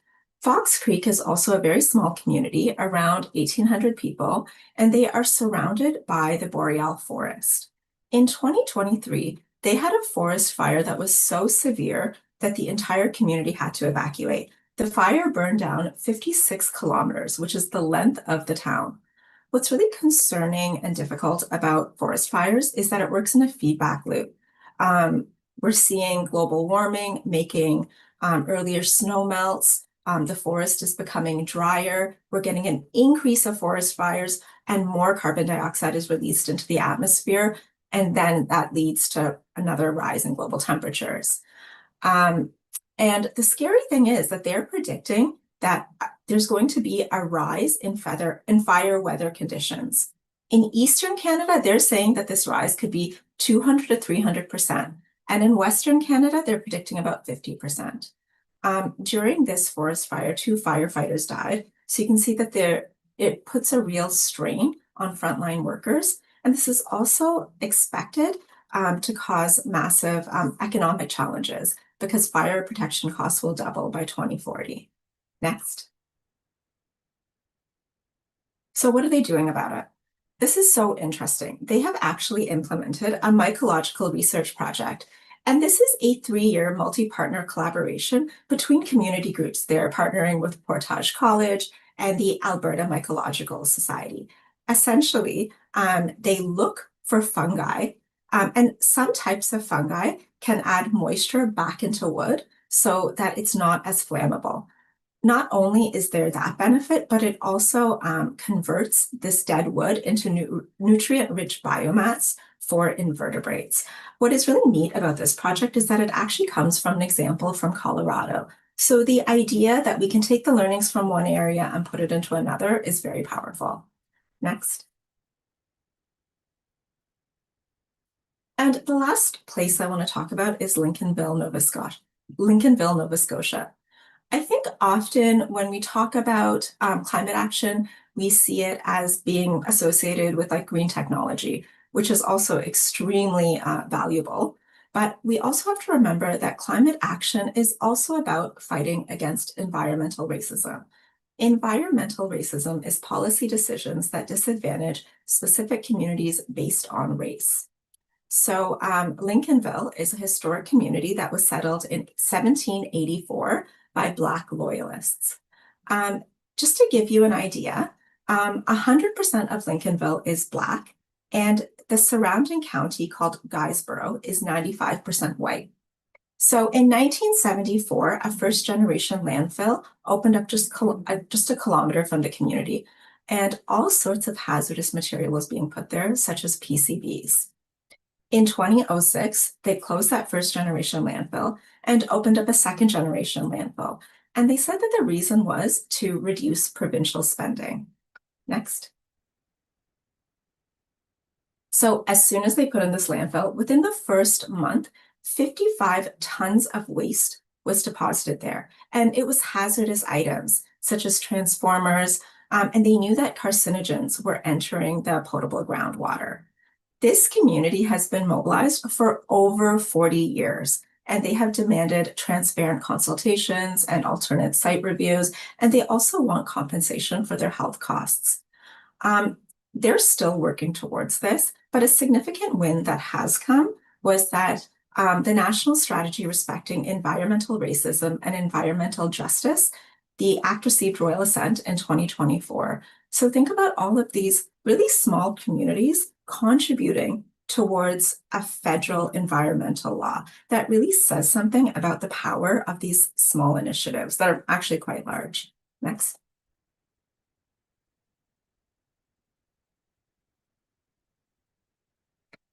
The final point that I really want to make here is that I think often when we talk about the environment and climate change, people think about nature, But in reality, it's everywhere. It's the water we're drinking, it's the food that we're eating, it's the place that we're living in, it's the air that we're breathing. So I think it's really important that we remember that marginalized communities are often the ones that feel the impacts of climate change the most, and they often contribute towards it the least. So it's really important that we're not only aware, but we support these initiatives.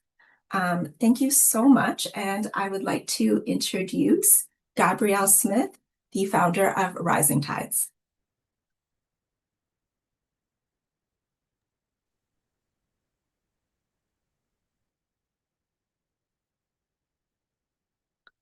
Hi, everyone. I'll just wait for my slides to come up on the screen.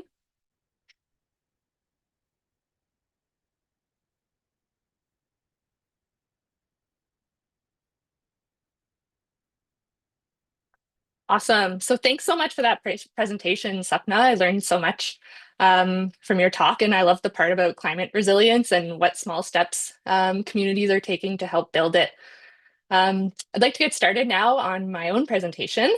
So hi, everyone. My name is Gabrielle Smith, and I'll be presenting to you about my little organization called Rising Tides and what we are doing to try to take small steps towards a brighter future. Like I said, my name is Gabrielle. I am an Olympic rower, and I raced at the Tokyo Olympics in 2021.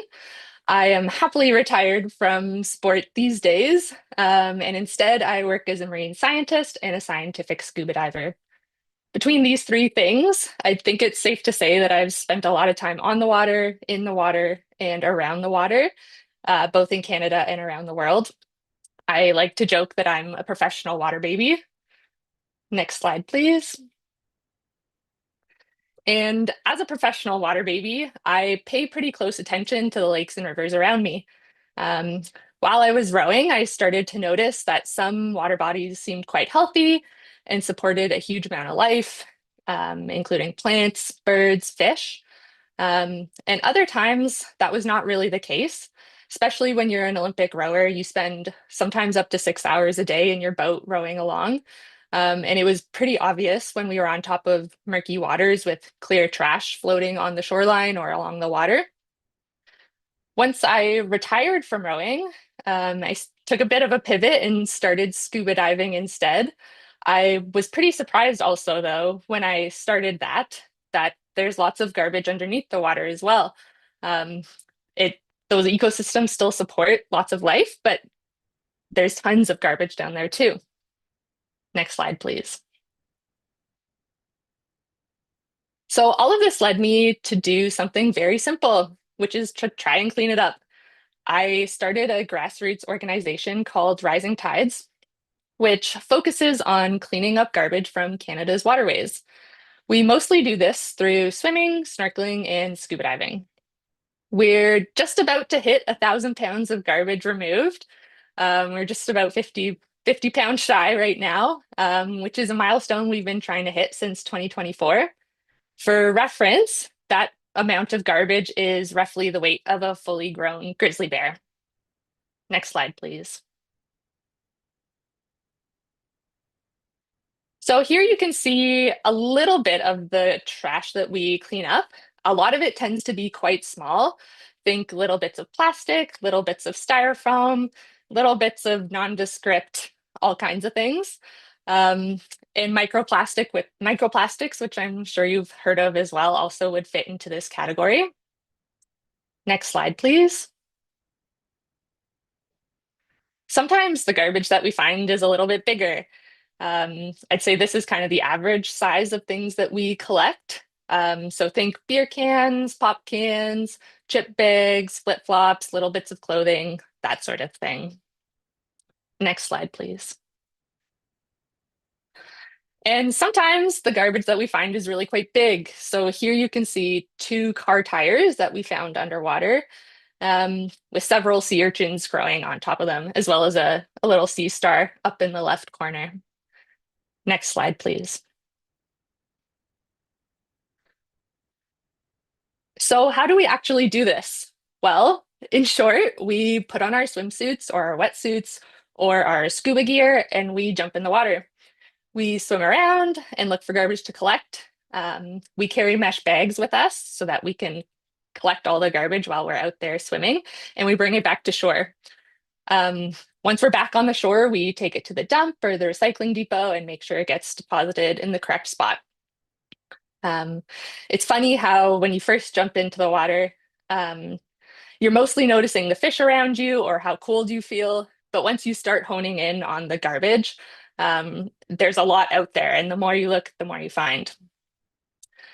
Although we primarily focus on snorkeling and scuba cleanups, we've also organized a few events that involve walking in small creeks and shallow rivers to pick up trash from the shoreline as well and within the shallow areas. This method is a little bit more accessible and doesn't require volunteers to own a wetsuit or any specialized equipment. And we provide the garbage bag and the garbage pickers. Our biggest cleanups have pulled several hundred pounds of garbage from the water. So these photos on the screen are from an event we did last year in Boker Creek, and we pulled over 200 pounds of garbage from Boker Creek that day. It's a little urban creek that runs kind of downtown Victoria, but it's also an important habitat for juvenile salmon. So it was awesome that we were able to clean out some of that trash. Another funny story is that last 2 years ago now, actually, we were doing a cleanup, a snorkel cleanup, and we found a potbelly stove in the water, if you can believe it. And it took about 6 of us and some serious muscle grease to haul it out of the water safely. Next slide, please. So as you can see, we find all sorts of items underwater. On this particular day, we found 2 bicycle frames, lots of cans and bottles, and even an old parking meter. It's sitting in our backyard right now, and I'm hoping there's a couple loonies and toonies in there, but it shows that there's a huge variety of trash that winds up in our lakes, in our rivers, and in our ocean. Next slide, please. So here's the last photo that I'll probably be showing, but this is a fairly typical haul for us. Lots of cans, which is a running theme amongst our cleanups, and a shocking amount of clothing too. You can also see in this right-hand picture a huge mass of fishing line. There's a nearby lake to where we live that always has dozens and dozens of meters of fishing line, and we're on a mission to clean it all up. Next slide, please. So the real question here, I think, is why is this actually important? Well, besides being pretty fun, it's also a tangible way to make the world around you a better place. I know it's quite common to feel overwhelmed when facing the environmental concerns in the world today, and I often feel that way too. But I think it's important to focus on what you actually can do and to do what you can. You don't have to do every single thing, but doing what you can help fight those feelings of eco-anxiety. I think it's also a pretty awesome way to leverage your strengths. So for me, for example, I spend a lot of the time in and around the water anyways, and I love swimming. So it felt like a very natural fit for me to start a little project like this. Maybe jumping into the water isn't quite the right fit for you, and that's okay. It doesn't have to be, but there are lots of simple tasks that everybody can do, even if it's as simple as picking up a single piece of garbage on your next walk to work, or something like that. Sorry, if you could go back one slide. Yeah, it's also, Rising Tides has been great for building community. We've built a really strong volunteer network through our cleanups, and we hope to keep building that as we continue to grow. One of the most rewarding comments we got from a gentleman last year at one of our lake cleanups was, "Thank you for cleaning up my childhood swimming hole." And it was really fulfilling to hear him just come over. He'd been watching us kind of struggle to pull out this potbelly stove, and he came over afterwards and gave us all a big handshake and a thank you. And it was really rewarding to feel that. Even if it's only a local or small scale impact, still it's 1,000 pounds of garbage, and I'm just one person. And I'd like to encourage all of the viewers on this this stream to try to pick up at least one piece of garbage today, or even better yet, to maybe jump in the lake that's closest to you and take a look around for yourself. Next slide, please. So that's all from me. That's all I wanted to present here today. If anyone has any questions, I'd be happy to take those. But if not, I'll be introducing Juanita Marwa in their presentation on our way of being. Thank you.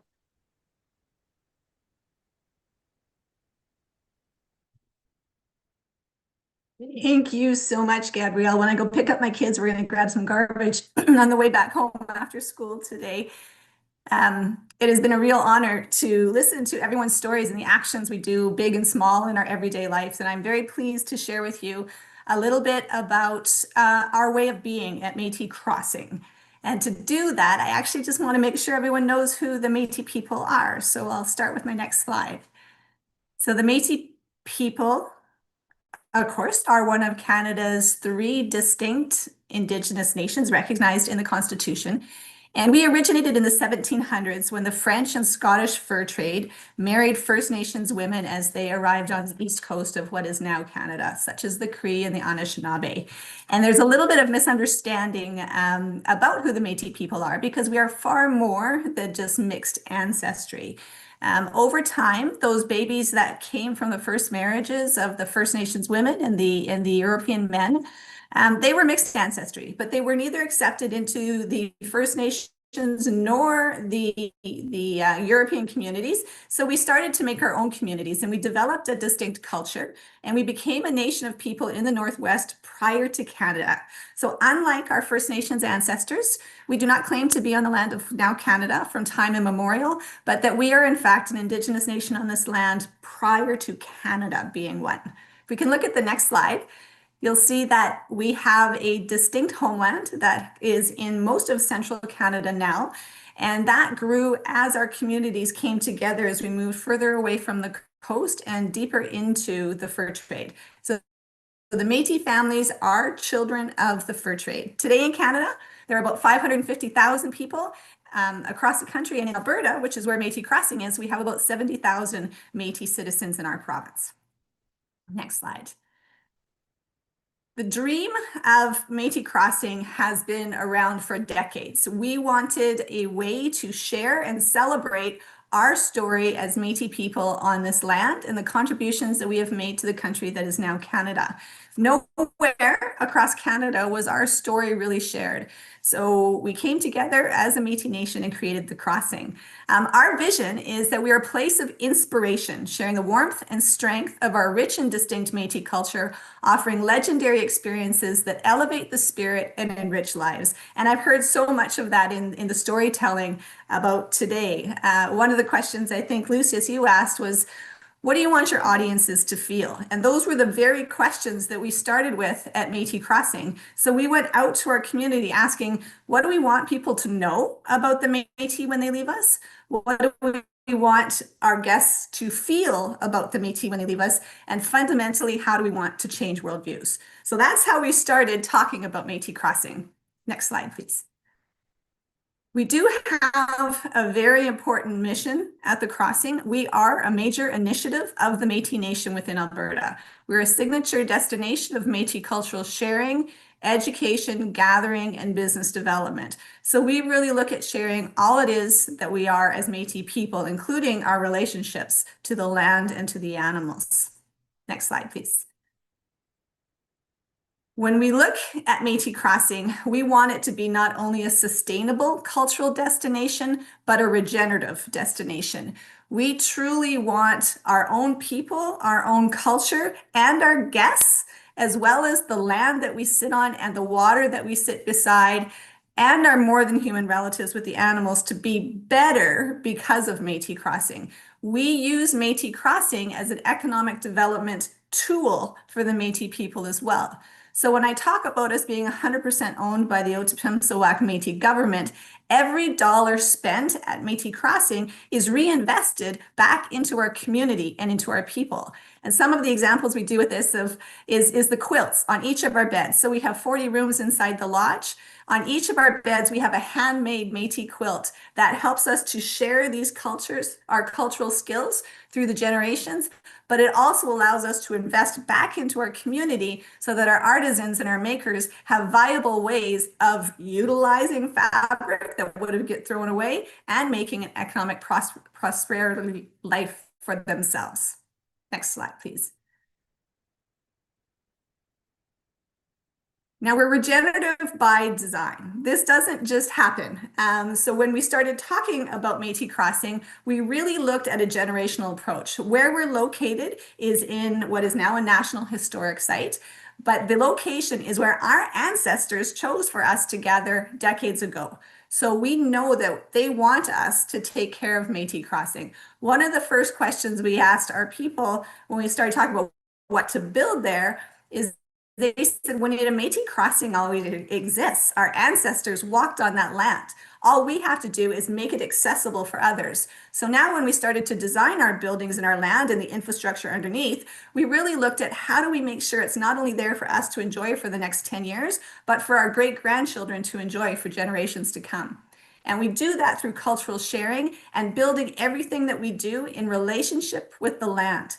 We don't look at tourism as a consumptive way of being on the land. We look at it as how do we live in balance with our more than human relatives, with the water, with the land. And we use what is now called biomimicry in our design processes. So looking at what Mother Nature is already doing. Things like our potable water treatment plant. When we first built Métis Crossing in the Cultural Gathering Center, we actually had our water trucked in and our waste trucked out. That's not really sustainable when we built the lodge, because the first thing people do when they wake up in the morning is go flush the toilet and take a shower. So we had to come up with a more sustainable way of having water. So we designed a potable water treatment plant that takes water through a well from the earth on which we're sitting. We also have designed a wastewater treatment plant, which we haven't finished building yet. We have our approvals now from Alberta Environment.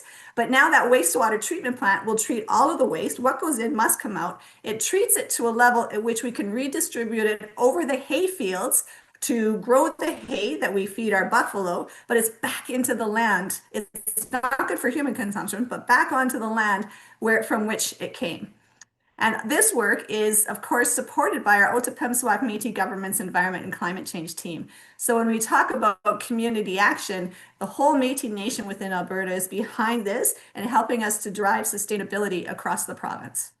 Next slide, please. We're also doing this in terms of our building design and orientation. So in the last 6 years, Métis Crossing has added about $35 million of infrastructure on the land. But when we did that, we did it very purposefully and intentionally using local sustainable materials like spruce. And we have local contractors, so that $30 million is reinvested into the local community as opposed to sending it away to faraway communities. Even the design of our buildings, they're oriented so that we can maximize the impact of the sun in the wintertime and minimize that impact in the summertime. And we've continued that through all of our landscaping as well, using only local species that in most cases are also edible that we then use in our culinary program as well. Next slide, please. Some of our bigger projects, and this one we're very excited about, done in partnership with the Otipemisiwak Métis government. In 2017, when Métis Crossing was building our Cultural Gathering Center, our larger nation was also, through the Environment and Climate Change team, developing a climate leadership action plan. And they too went out to our community members and asked, what does climate change look like to you? And what should we as an Indigenous nation be doing about this? So one of the things we needed to understand is what is our impact? So we did energy audits on all of our facilities. And within the Métis Nation, we have about 850 housing units, as well as 9 commercial facilities. And then we designed a solar field that will produce more energy than we consume from an electricity perspective across all of our institutions and buildings within the nation. So next slide, please. This is Soleil Présent, and Soleil Présent is our 4.86 megawatt solar field that sits at the north end of Métis Crossing. It's over 12,000 panels and generates enough electricity for about 1,150 average Albertan homes, and it's right at Métis Crossing. And this builds into our storytelling because it sits right beside our buffalo herd on the other side of the trees to the south. And at Métis Crossing, we tell stories about the past, the present, and the future of Métis people. So we tell stories about our buffalo hunt, and you'll see that next. But then we also talk about how we contribute back to the nature again through things like Salé Présent. So our next project that I'll share with you is the next slide.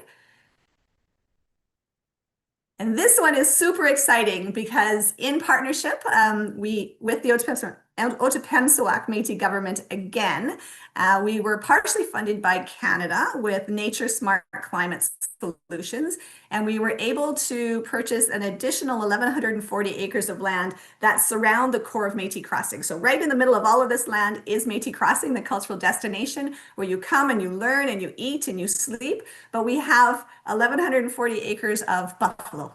And what we've done is we've reintroduced the buffalo as the keystone species on this land so that they can roam as they would have 1,000, 10,000 years ago. And their role is to restore northern prairie grasslands that would have existed in the past. Now we're doing this, of course, we can't let our bison roam freely across the land right now. The local ranchers wouldn't like that very much, so they are fenced in paddocks. However, we practice or we try to mimic their intentional rotational grazing that they would have done naturally. So we're using this and we're learning in partnership with the Nature Conservancy of Canada and Regeneration Canada, where we're using this ranch to restore the prairie grasslands, but also to be a very meaningful food source for ourselves at Métis Crossing, our nation of people, and to provide a very healthy food source for other people that want to buy this as well.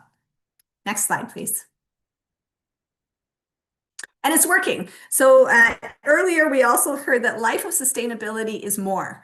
And we have really seen that the way that we are at Métis Crossing, the way we have been developing this cultural destination using our own life ways, which now in many cases is two-eyed seeing and biomimicry, but it's just the way we are as Métis people. We have had success in the tourism space. So in 2023, we won the Indigenous Tourism Association of Canada's Leading the Way in Sustainability Award. We have won the Prairie Wood Design Award for our buildings, both the Cultural Gathering Center for the best educational facility built in Alberta in 2021, as well as the Lodge at Métis Crossing for the best commercial facility built of wood in 2023, the best cultural experience from Edmonton Tourism, the Indigenous Business of Distinction from Alberta Chamber of Commerce, and I think really importantly, the Métis people were known as roadside allowance people, as dirty half-breeds. We were not acknowledged or appreciated within the country of Canada. But now we've been identified as one of the 50 best places in the world to visit by a magazine like Travel and Leisure that has 11 million person readership across North America. And that's us on the cover. So this nation that used to be avoided is now one of the prideful places for Albertans and Canadians, and of course our own Indigenous people in this country. Next slide, please. And that is what I wanted to share with you. Marcy, I hope to see you soon at Métis Crossing. And now I'm very pleased to introduce Amber Vi, the founder of Carter's Project.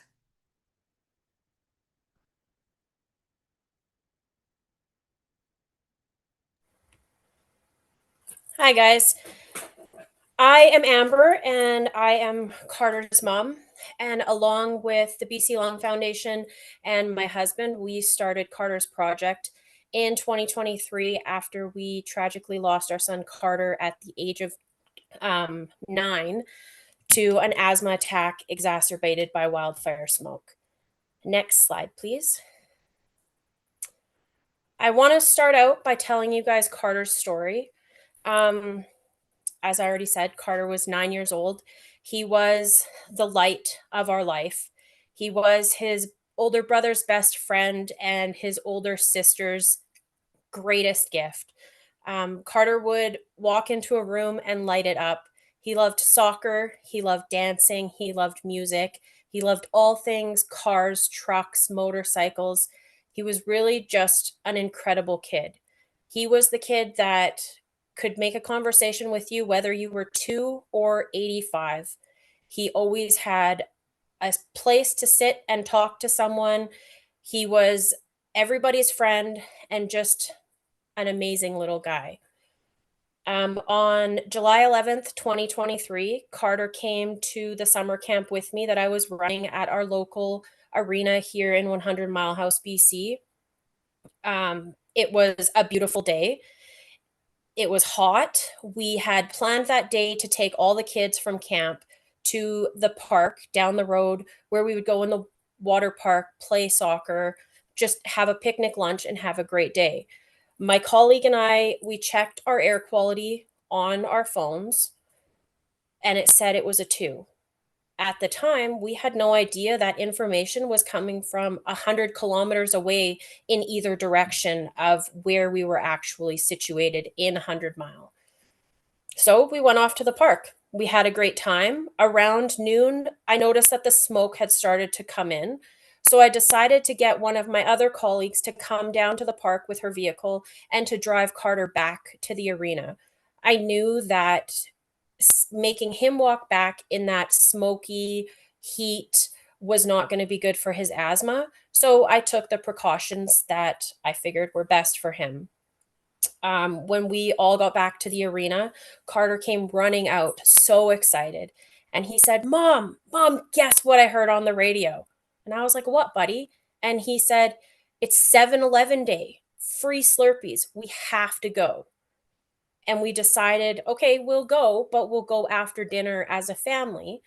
And unfortunately, we never made it for Slurpees that day. The rest of the day at camp, we stayed inside to keep the kids safe. We played games, had a great time.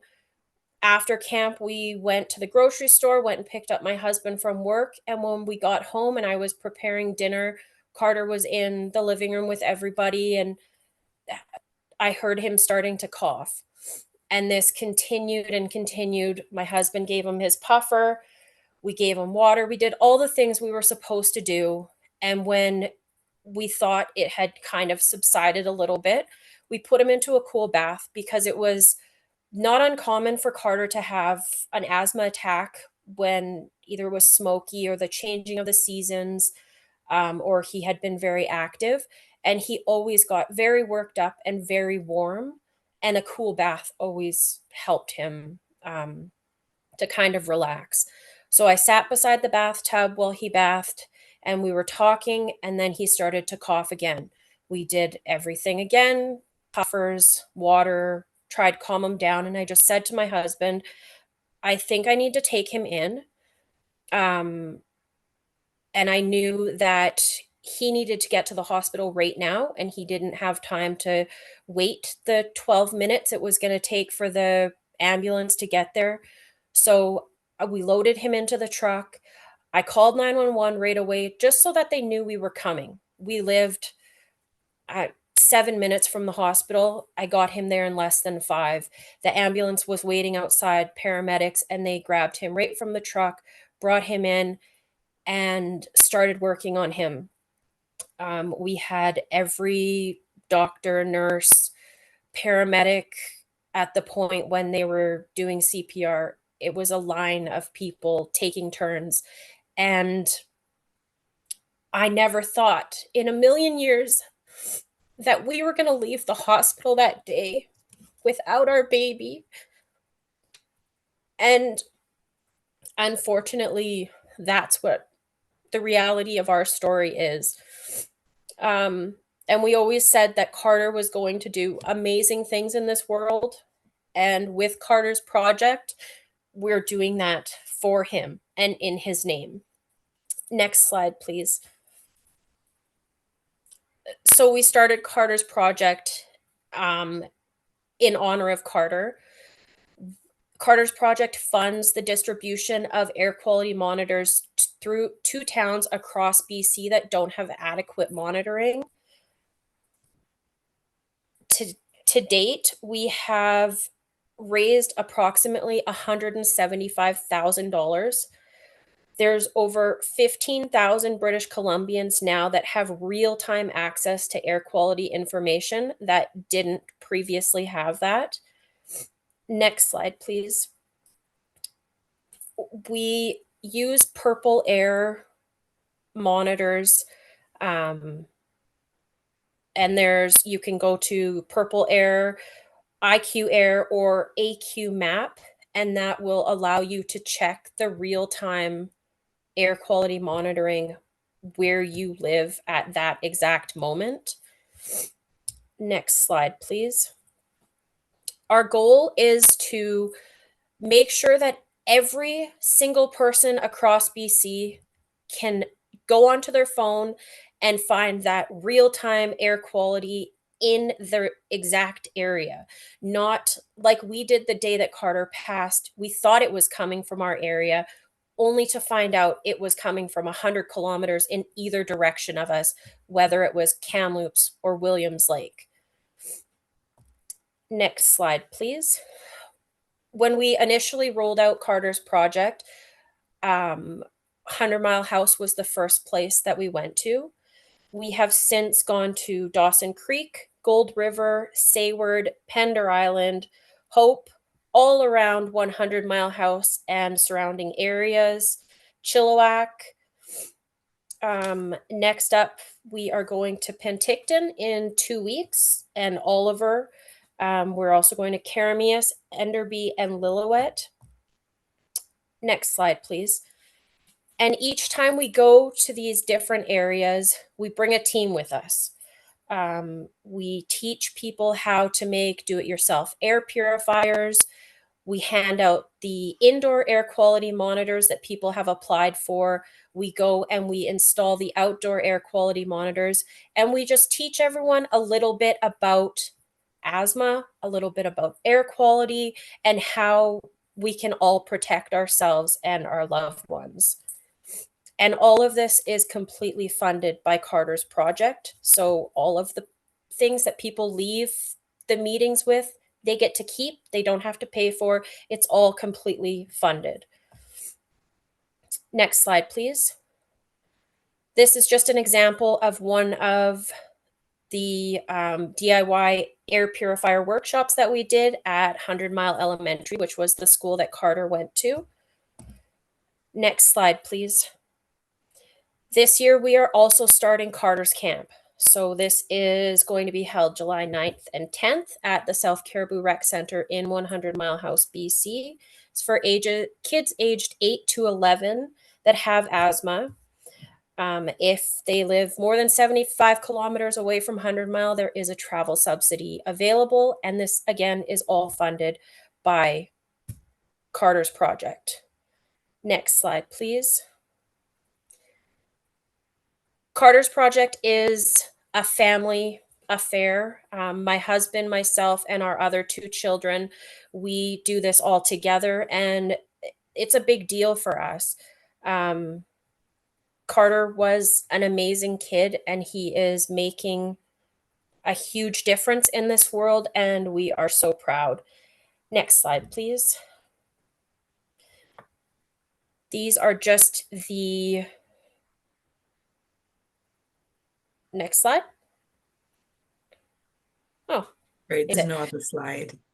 Okay, it's missing. That's okay. I will put the information in the chat for everyone to be able to find the air quality information. I just want to say thank you to everyone for letting me say my piece. And we are throwing it back to Canadian singer-songwriter Liv Kazula. Thank you so much, Amber.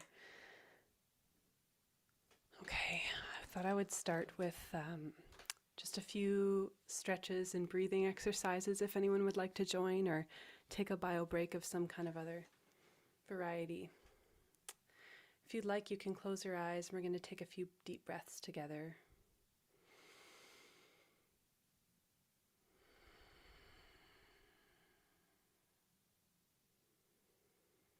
You can rotate your neck.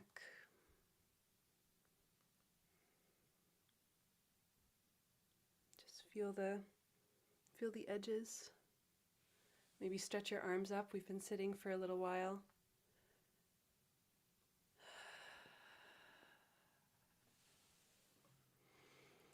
Grief is an inevitable and necessary part of this life and this work in climate action. And I've learned this myself the harder ways, and I've also learned this from the teachings of Joanna Macy. I've learned a lot from her, and one thing that she taught me is about how gratitude helps prevent us from getting stuck in the grief realm. We must honor our pain for the world and for our loved ones, and connecting to gratitude can help us move through those feelings into seeing with new and ancient eyes, and then going forth and acting. And this is an ongoing cycle in this work and in this life. I feel like music is a powerful way to be able to feel all of those things in their fullness and move them through your body. And so I'm going to be sharing a song next on, you can't see it, but there's a Traveler's folding organ in front of me, built here in Guelph in 1907, and this is called Tomorrow.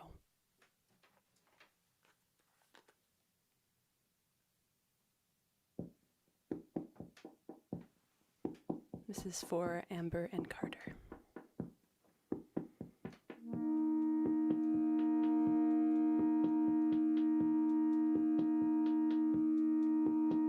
Tomorrow there might be a rainstorm. An arc won't see us through. Tomorrow we might kiss and dance to nothing, hold hands and just keep crying. What else can you do when the world is almost certainly about to end? In one way or another, all I live for is to love, taking in the wonder. You are my great reminder. This world was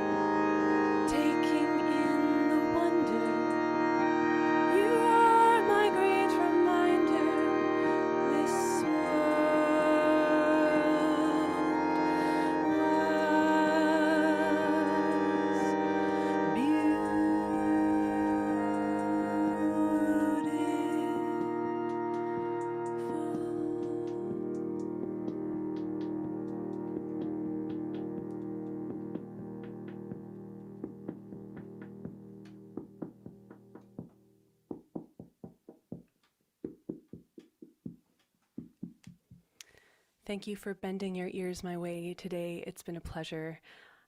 We're now going to begin the final section of this webinar on production solutions, and I'd like to welcome April Sotomayor, Head of Industry Sustainability for BAFTA, to take things from here.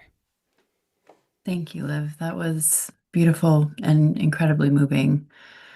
My name is April Sotomayor. I'm the Head of Industry Sustainability at BAFTA Albert.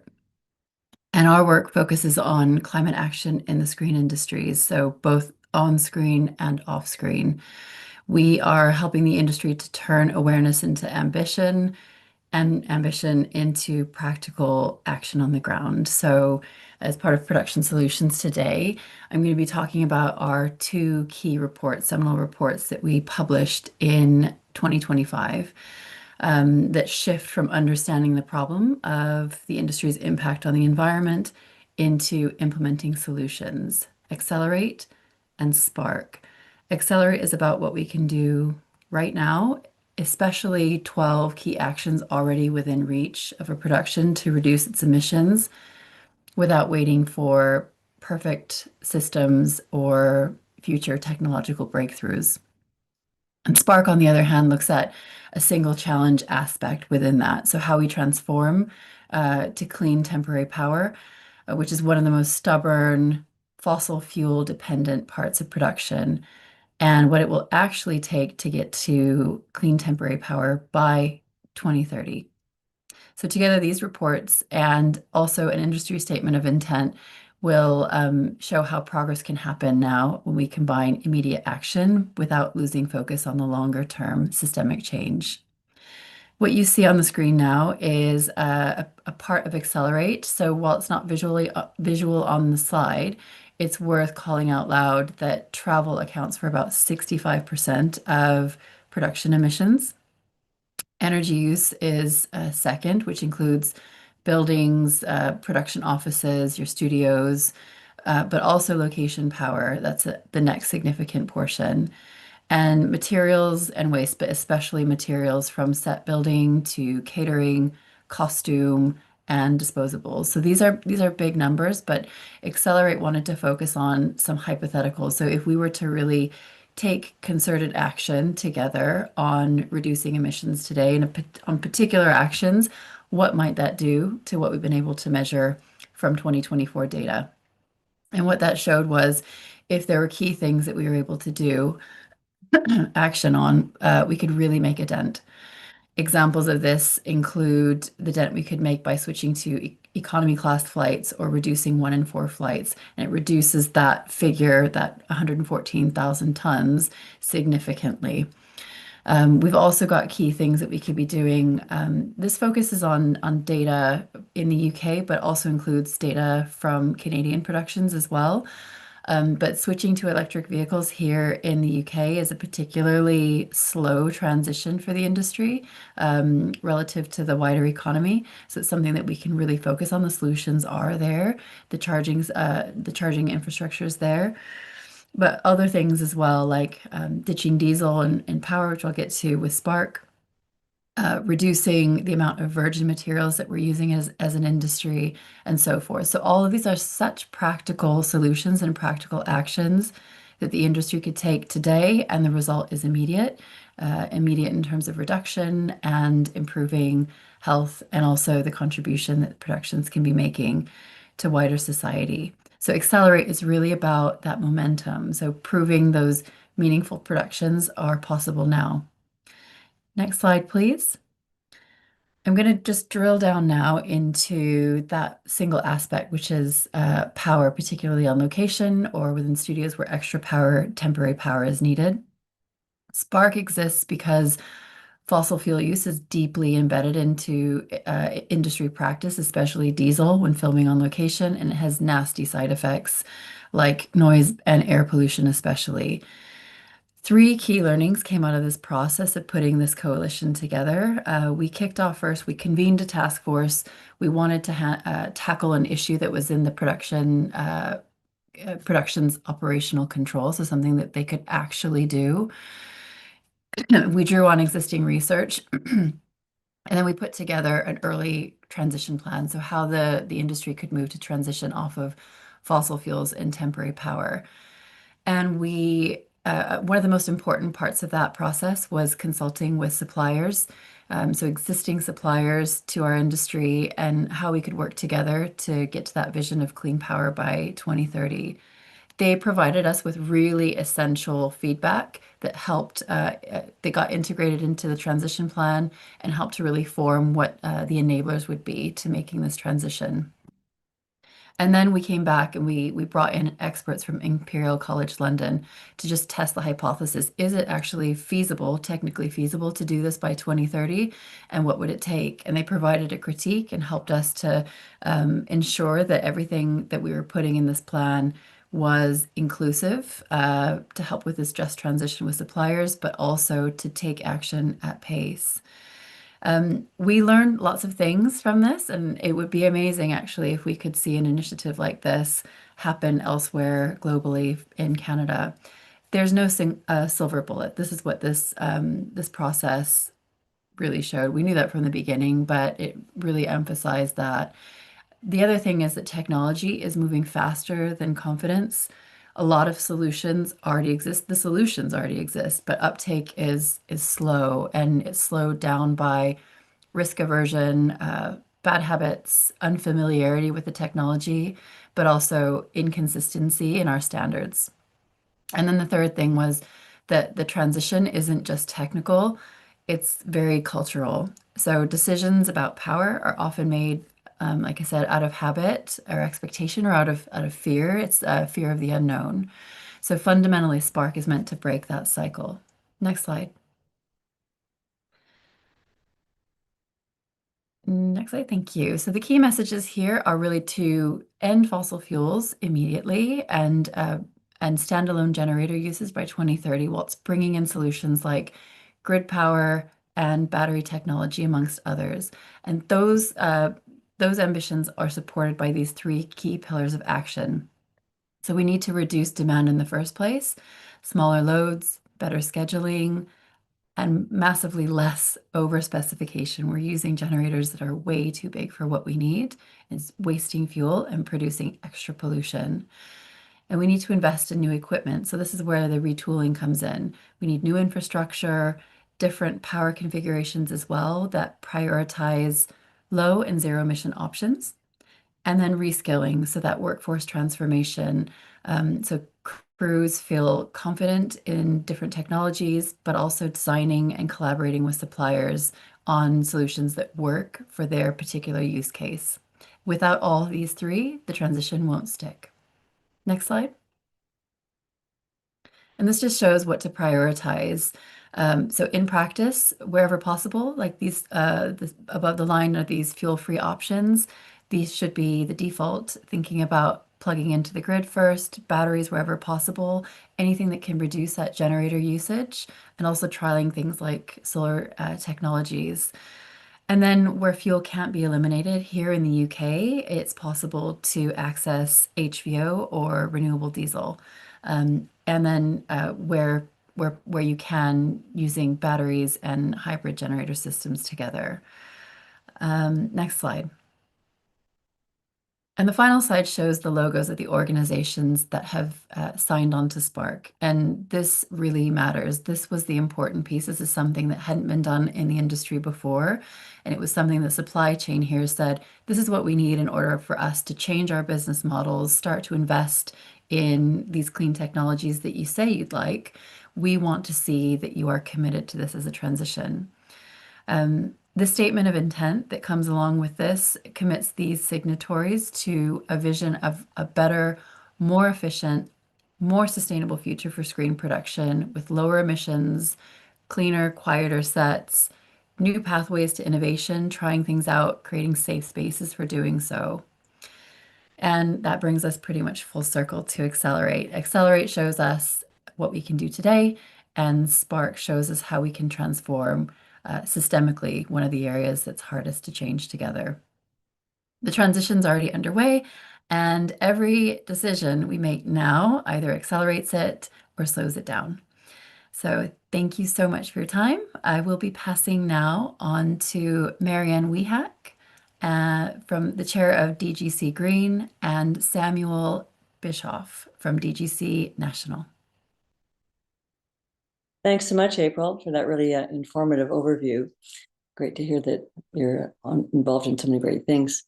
The Directors Guild of Canada is a national labor organization that represents over 7,000 key creative and logistical personnel in screen-based industries, covering all areas of direction, design, production, and editing. Formed in 2021, National DGC Green's guiding principles have been to lead, empower, and advocate, and has been committed to providing education and tools to help its members become more sustainable. And indeed, DGC has become a leader in the Canadian film and television industry in helping to normalize sustainability in production.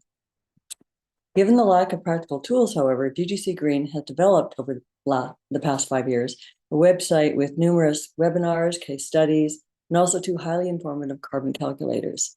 In 2023, the DGC Power Budgeting Calculator offered a shortcut to understand the true cost and emissions of fuel-based power, while at the same time building a business case for clean energy alternatives.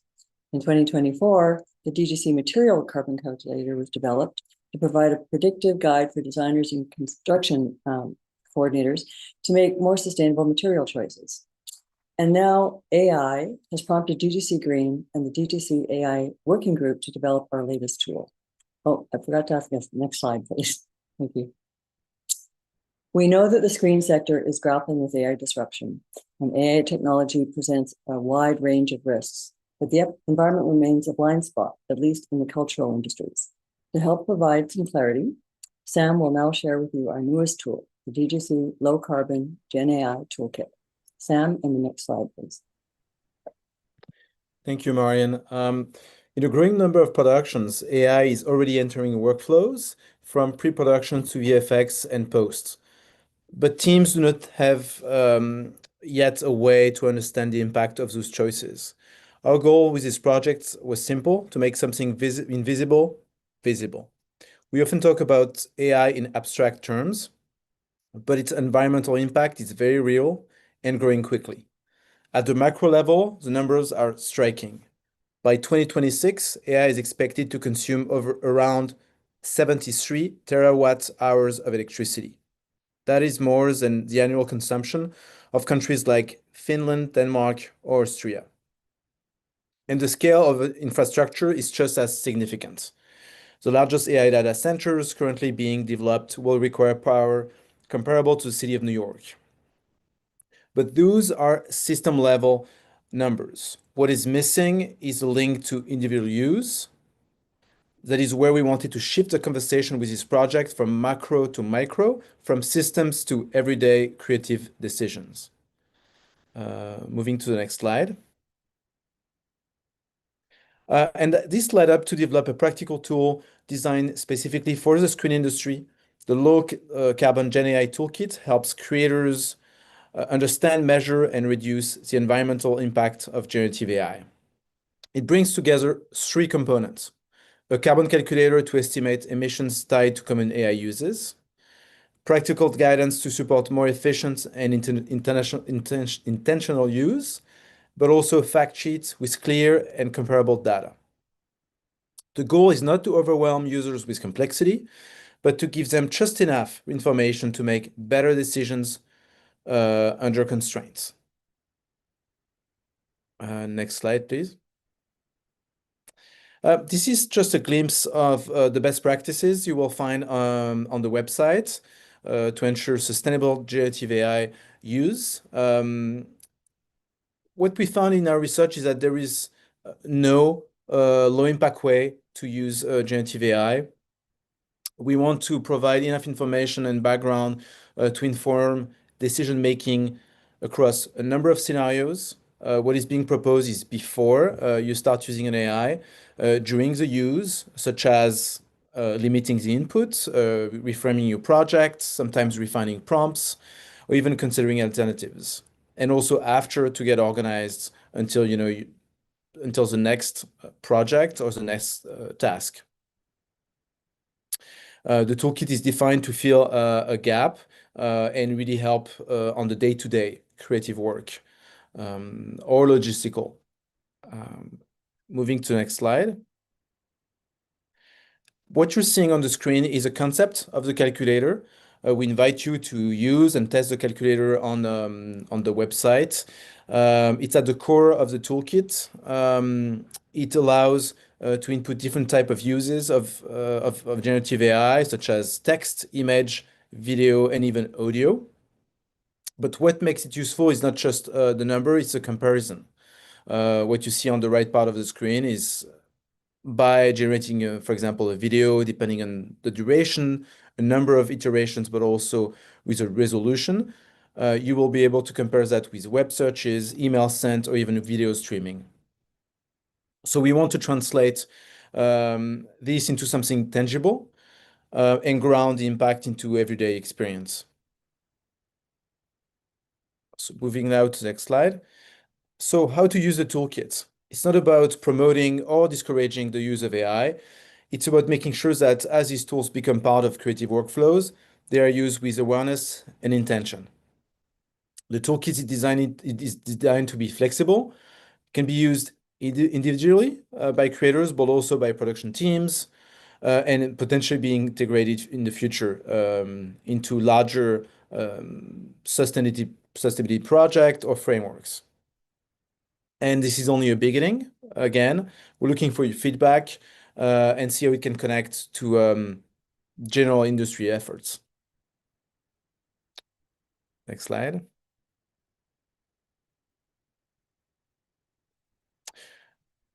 So ultimately, it's a strategic challenge for the sector. This is really the first online guide that allows to measure your impact of generative AI. It's also empowering creators to make a mindful use and open a discussion, a conversation with institutions, public agencies, broadcasters, and the governments. And the question is, how do we measure creative integrity when including AI or generative AI in the mix? So this toolkit is the first step. I invite you to scan the QR code. Thank you very much. And with that, I would like to introduce Elsa Tokunaga, Production Sustainability Lead at CBC. Hello, thanks Marian and Samuel. Hi everyone, as mentioned, I'm Elsa, CBC's Environmental Sustainability Lead. Just want to take a very brief moment to thank everyone here so much for joining us here today to celebrate Canadians and our collective environmental actions. We've heard some incredible stories and initiatives, and thank you also to all the panelists. So today I'm just going to share a quick overview of our third annual industry report on Canadian English production carbon emissions. This report is, for the third year in a row, the biggest release of carbon emissions data for English Canadian productions. This report not only breaks down where these productions are emitting the most carbon, but also shares the impactful steps that productions can take to reduce these emissions. These annual reports are important for a few reasons, but first and foremost, we're following through with our commitment to help the Canadian industry move forward in its sustainable actions, thinking, and processes. We're sharing your own data back to you. Next, please. So we analyzed 63 productions that completed their carbon footprint measurements through Albert in the last fiscal year. These productions in total emitted close to 6,500 tons of CO2. So on average, this meant that the productions emitted around 25 tons of CO2 per hour. I'll quickly draw your attention to the pink box. What do you think 1 ton of CO2 looks like? While you ruminate on this, I'll share a few more data points. So for context, 1 ton of CO2 is equivalent to a one-way road trip from Vancouver to Montreal. I'd also like to share that we experienced an emission decrease from last year, where we saw an average of around 33 tons of CO2 per hour compared to the 25 tons per hour that we see this year. So to circle back, hopefully you've had a time to think about it, but 1 ton of CO2 is the size equivalent of a 2-story house. Next, please. So although, yes, of course, we love to see any decreases in CO2 emissions entering the atmosphere, we always want to be cautious when comparing year-over-year data. This is largely because different genres tend to emit different levels of carbon, as you can see in this graph here. Also, as you can see, the mix of productions measured changes year over year, making the data difficult to compare it like for like. Next, please. So this graph here is perhaps an overall better representation of the year-over-year carbon emissions as it compares emissions within the genres. So here we can see large decreases in carbon emissions in 3 of the 4 genres, which is a great sign. Next, please. So we find that travel and transport make up close to 60% of the production emissions overall, telling us that, yet again, this category is by far the most impactful on production's carbon emissions, releasing more emissions than the rest of the activities combined. These findings really reinforce the importance of focusing our efforts on reducing the impacts of travel and transport on our productions, as reductions in this space will likely have the largest impact.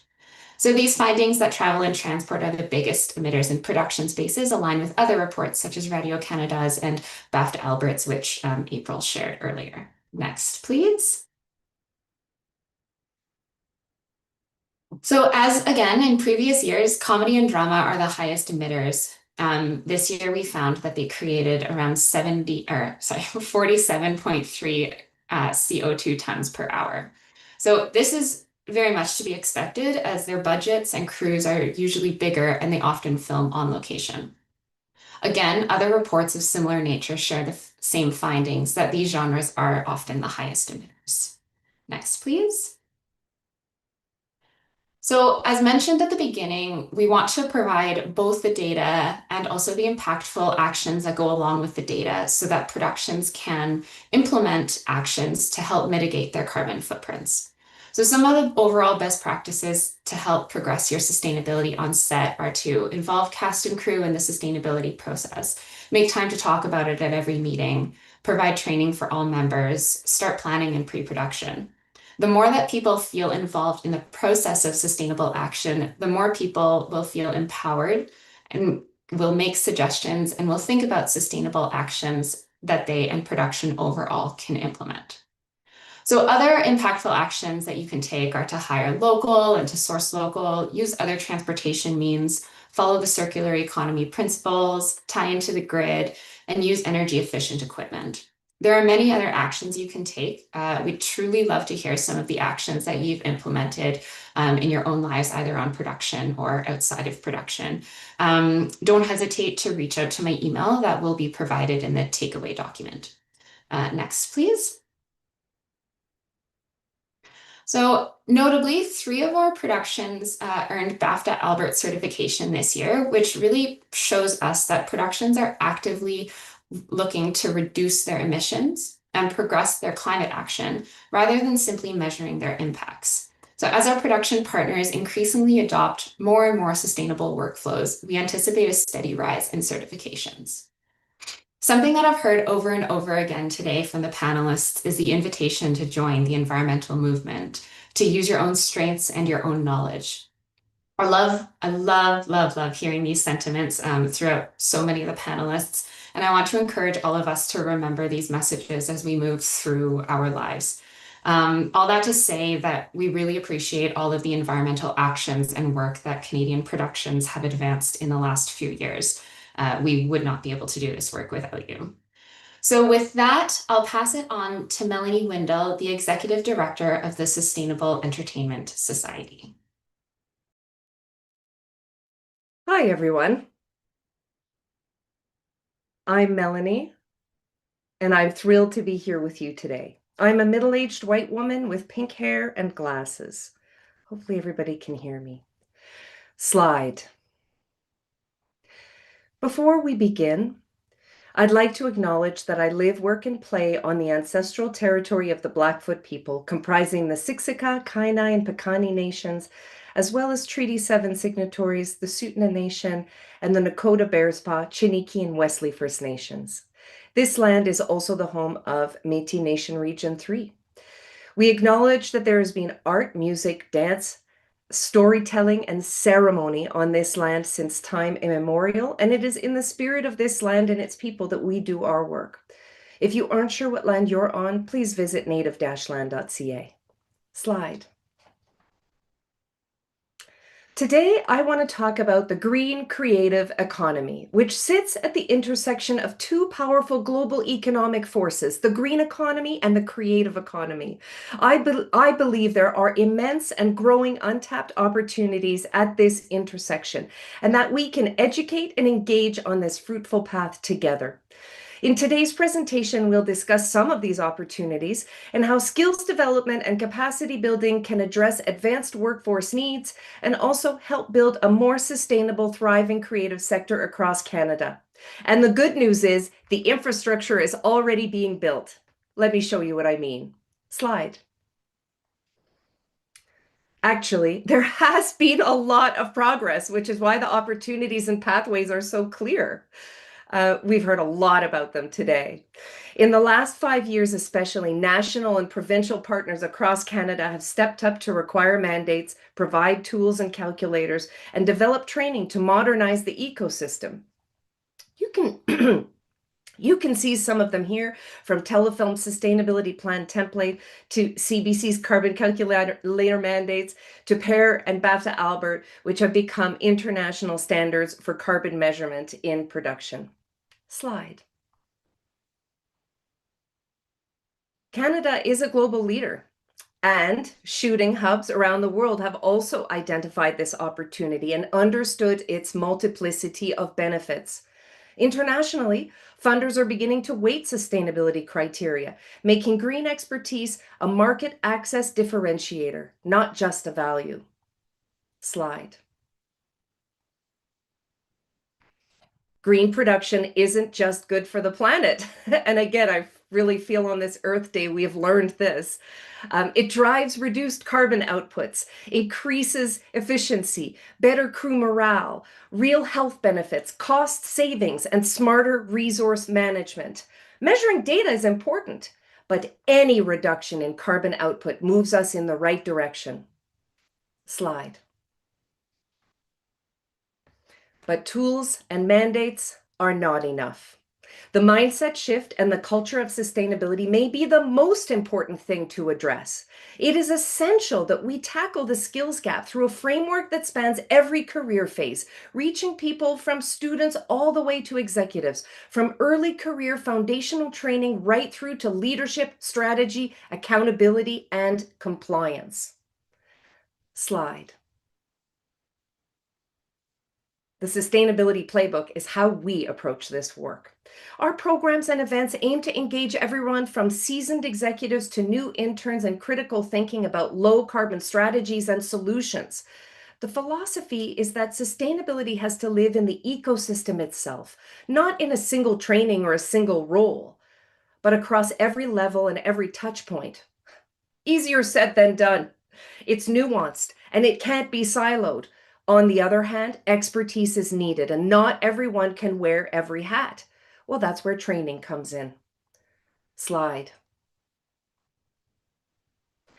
It's a choose your own adventure in the green creative economy, I say. There are a number of segments in production or creative development that offer real places to have an impact. I like to ponder these: design and circularity, advanced power management and renewables, facilities and vendors, diversion and food waste, and stories, characters, plot twists, and subtle sustainable behaviors appearing on screen. All of these are important. Slide. I would be remiss if I didn't cause you to think outside the box a little bit. Working with like-minded people in the creative industries can literally make going to work every day feel like a dream. These are all recently listed green jobs. They range from part-time summer positions to high-end executive roles, commanding impressive salaries. These opportunities are changing daily, so follow these job boards and see what's out there. There is also a growing demand for on-set sustainability coordinators and managers and eco-trainers, plus green-minded designers, location managers, producers, and PMs. In an increasingly cost-compressed industry, understanding resource management is a competitive advantage. Slide. Here's a brief story from a creative producer. Chris was well into production for her series Little Stories, Big Echoes, inspired by her co-creator's experience during Hurricane Katrina. Through her work with the Society, she soon realized that the climate story she was telling had far-reaching tendrils, leading her to new international stories and voices, starting with Japan and Alaska. And what inspired me about Chris's experience is that the climate lens didn't just impact the story. It changed the scope and scale of her project. That's what happens when we train the next creative wave to see these opportunities. The stories get bigger, the reach gets wider, the seed takes root. Slide. Before I wrap up, I want to highlight a new series we're launching this Friday, because why not? I'd love for you to join us. It's called The Green Vendor Files, TGVF. And it spotlights our sustainable supply chain. Tune in to our Instagram Live on Friday, April 24th at 10:30 a.m. PT for a live facility tour of Keep It Green Recycling. Scan the QR code on the slide or follow us on Instagram to join. Slide. Well, thank you so much for your time today. If any of this resonates with you, whether you're a creator, an educator, a funder, or someone who simply wants to be a full-time agent for climate action, I'd love to connect, collaborate, and keep the conversation going. Find us at sustainableproductionforum.com and sign up for our newsletter. And I want to thank everybody, and I'd like to pass it over to Lisa Clarkson for our closing. Thank you very Thanks, much. Melanie. My name is Lisa Clarkson, and I am CBC's Executive Director of Business and Rights, and also am responsible for production sustainability, including this session of Seeds of Change. Melanie just said something about it's a dream to come to work sometimes, and today is one of those days for me, Earth Day. I'm so in awe of and grateful for all of our incredible speakers and the lineup that was put together.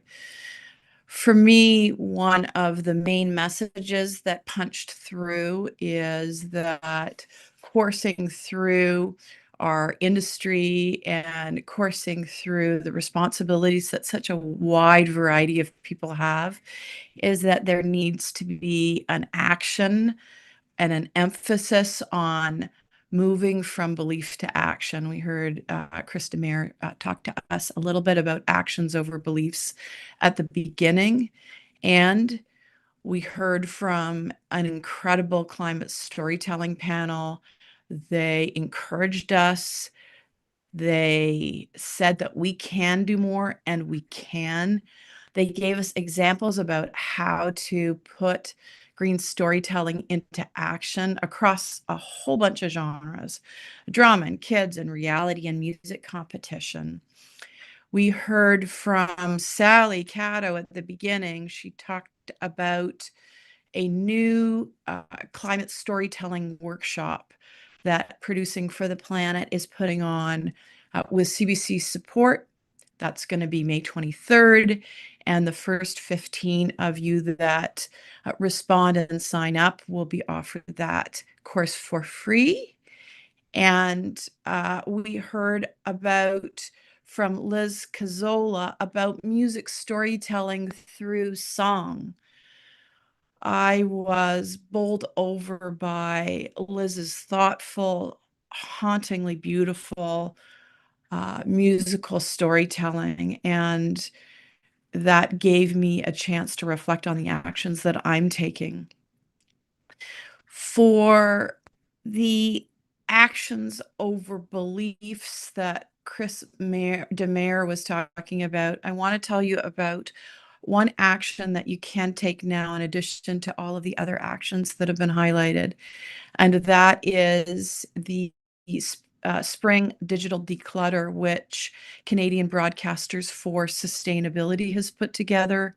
We launched it today on Earth Day, and we're asking everyone and anyone to take just 10 minutes and delete some of that digital junk that is on your server, on your computer. Delete 1 gigabyte, and that's equal to the power that it takes for 6 to 8 cell phones. And we'll give you that link to follow in the follow-up materials. But if you want to take one action now on Earth Day, please consider digitally decluttering. We also heard about the actions that communities are taking, from cleaning up waterways to equipping people in communities in BC with clean air monitors to constructing communities that are based on the Métis sustainable way of life. And we also heard from Elsa Takanuga about, well, the industry actually isn't taking strides with their actions. They are reducing the carbon footprint of their productions, which was shown through the latest report on carbon calculators, which she took us through. And then finally, we heard about the production actions, the production solutions, about how the United Kingdom and surrounding areas are reducing a reliance on fossil fuel and coming up with a plan. Maybe someone's action can be to take that on and think about how Canada can do something similar. We heard about DGC's brand new tool that was just launched today, which is looking at the intersection of AI and the carbon that is created as a result of the use of AI. You can use that tool right now. And then lastly, we heard from Melody Windle, who talked about the importance of training. And in fact, she highlighted a program which is just going to be happening this Friday on green, I think it was on green. Anyway, we'll send you the link. But there's so many things that are happening, so many actions that are being taken that you can get in on, and so many courses that you can follow up on. So I want to say I'm incredibly impressed by all of the actions that we've taken together. Melanie talked about CBC or a working dream team, and I've got an absolute dream team that I just want to thank. In addition to our speakers, we've got Elsa Takanuga, who you just heard from, who was the architect putting our plan together. You've got Natasha Advani, thank you, who you heard her name many, many times throughout. She was the technical genius behind the scenes, running the tech, but also running the slides and making sure that we could hear everyone. And I also want to do a shout out to Naomi Rao and Audrey Larty, who are part of the team that has put this together. I want to tell you, a couple of people have talked about an info sheet that you'll get. You will get it to the address that you registered. There'll be all sorts of links to all of the things that we talked about. And we'll also send you a copy of this recording. Please, please, please, please, please share that around. We're so lucky and privileged to have over 1,000 viewers every year to Seeds of Change. And we really want to bump that number up so others can learn, others can experience this annual information capsule on what's sustainable. So please look out for that tomorrow in your email, and we hope it's helpful, and please share it around. And finally, and most importantly, we want to thank you. Thank you for joining us on Earth Day. Thank you for taking actions and for making choices that help us keep Canada strong and wild and beautiful. So thank you for coming and joining us today.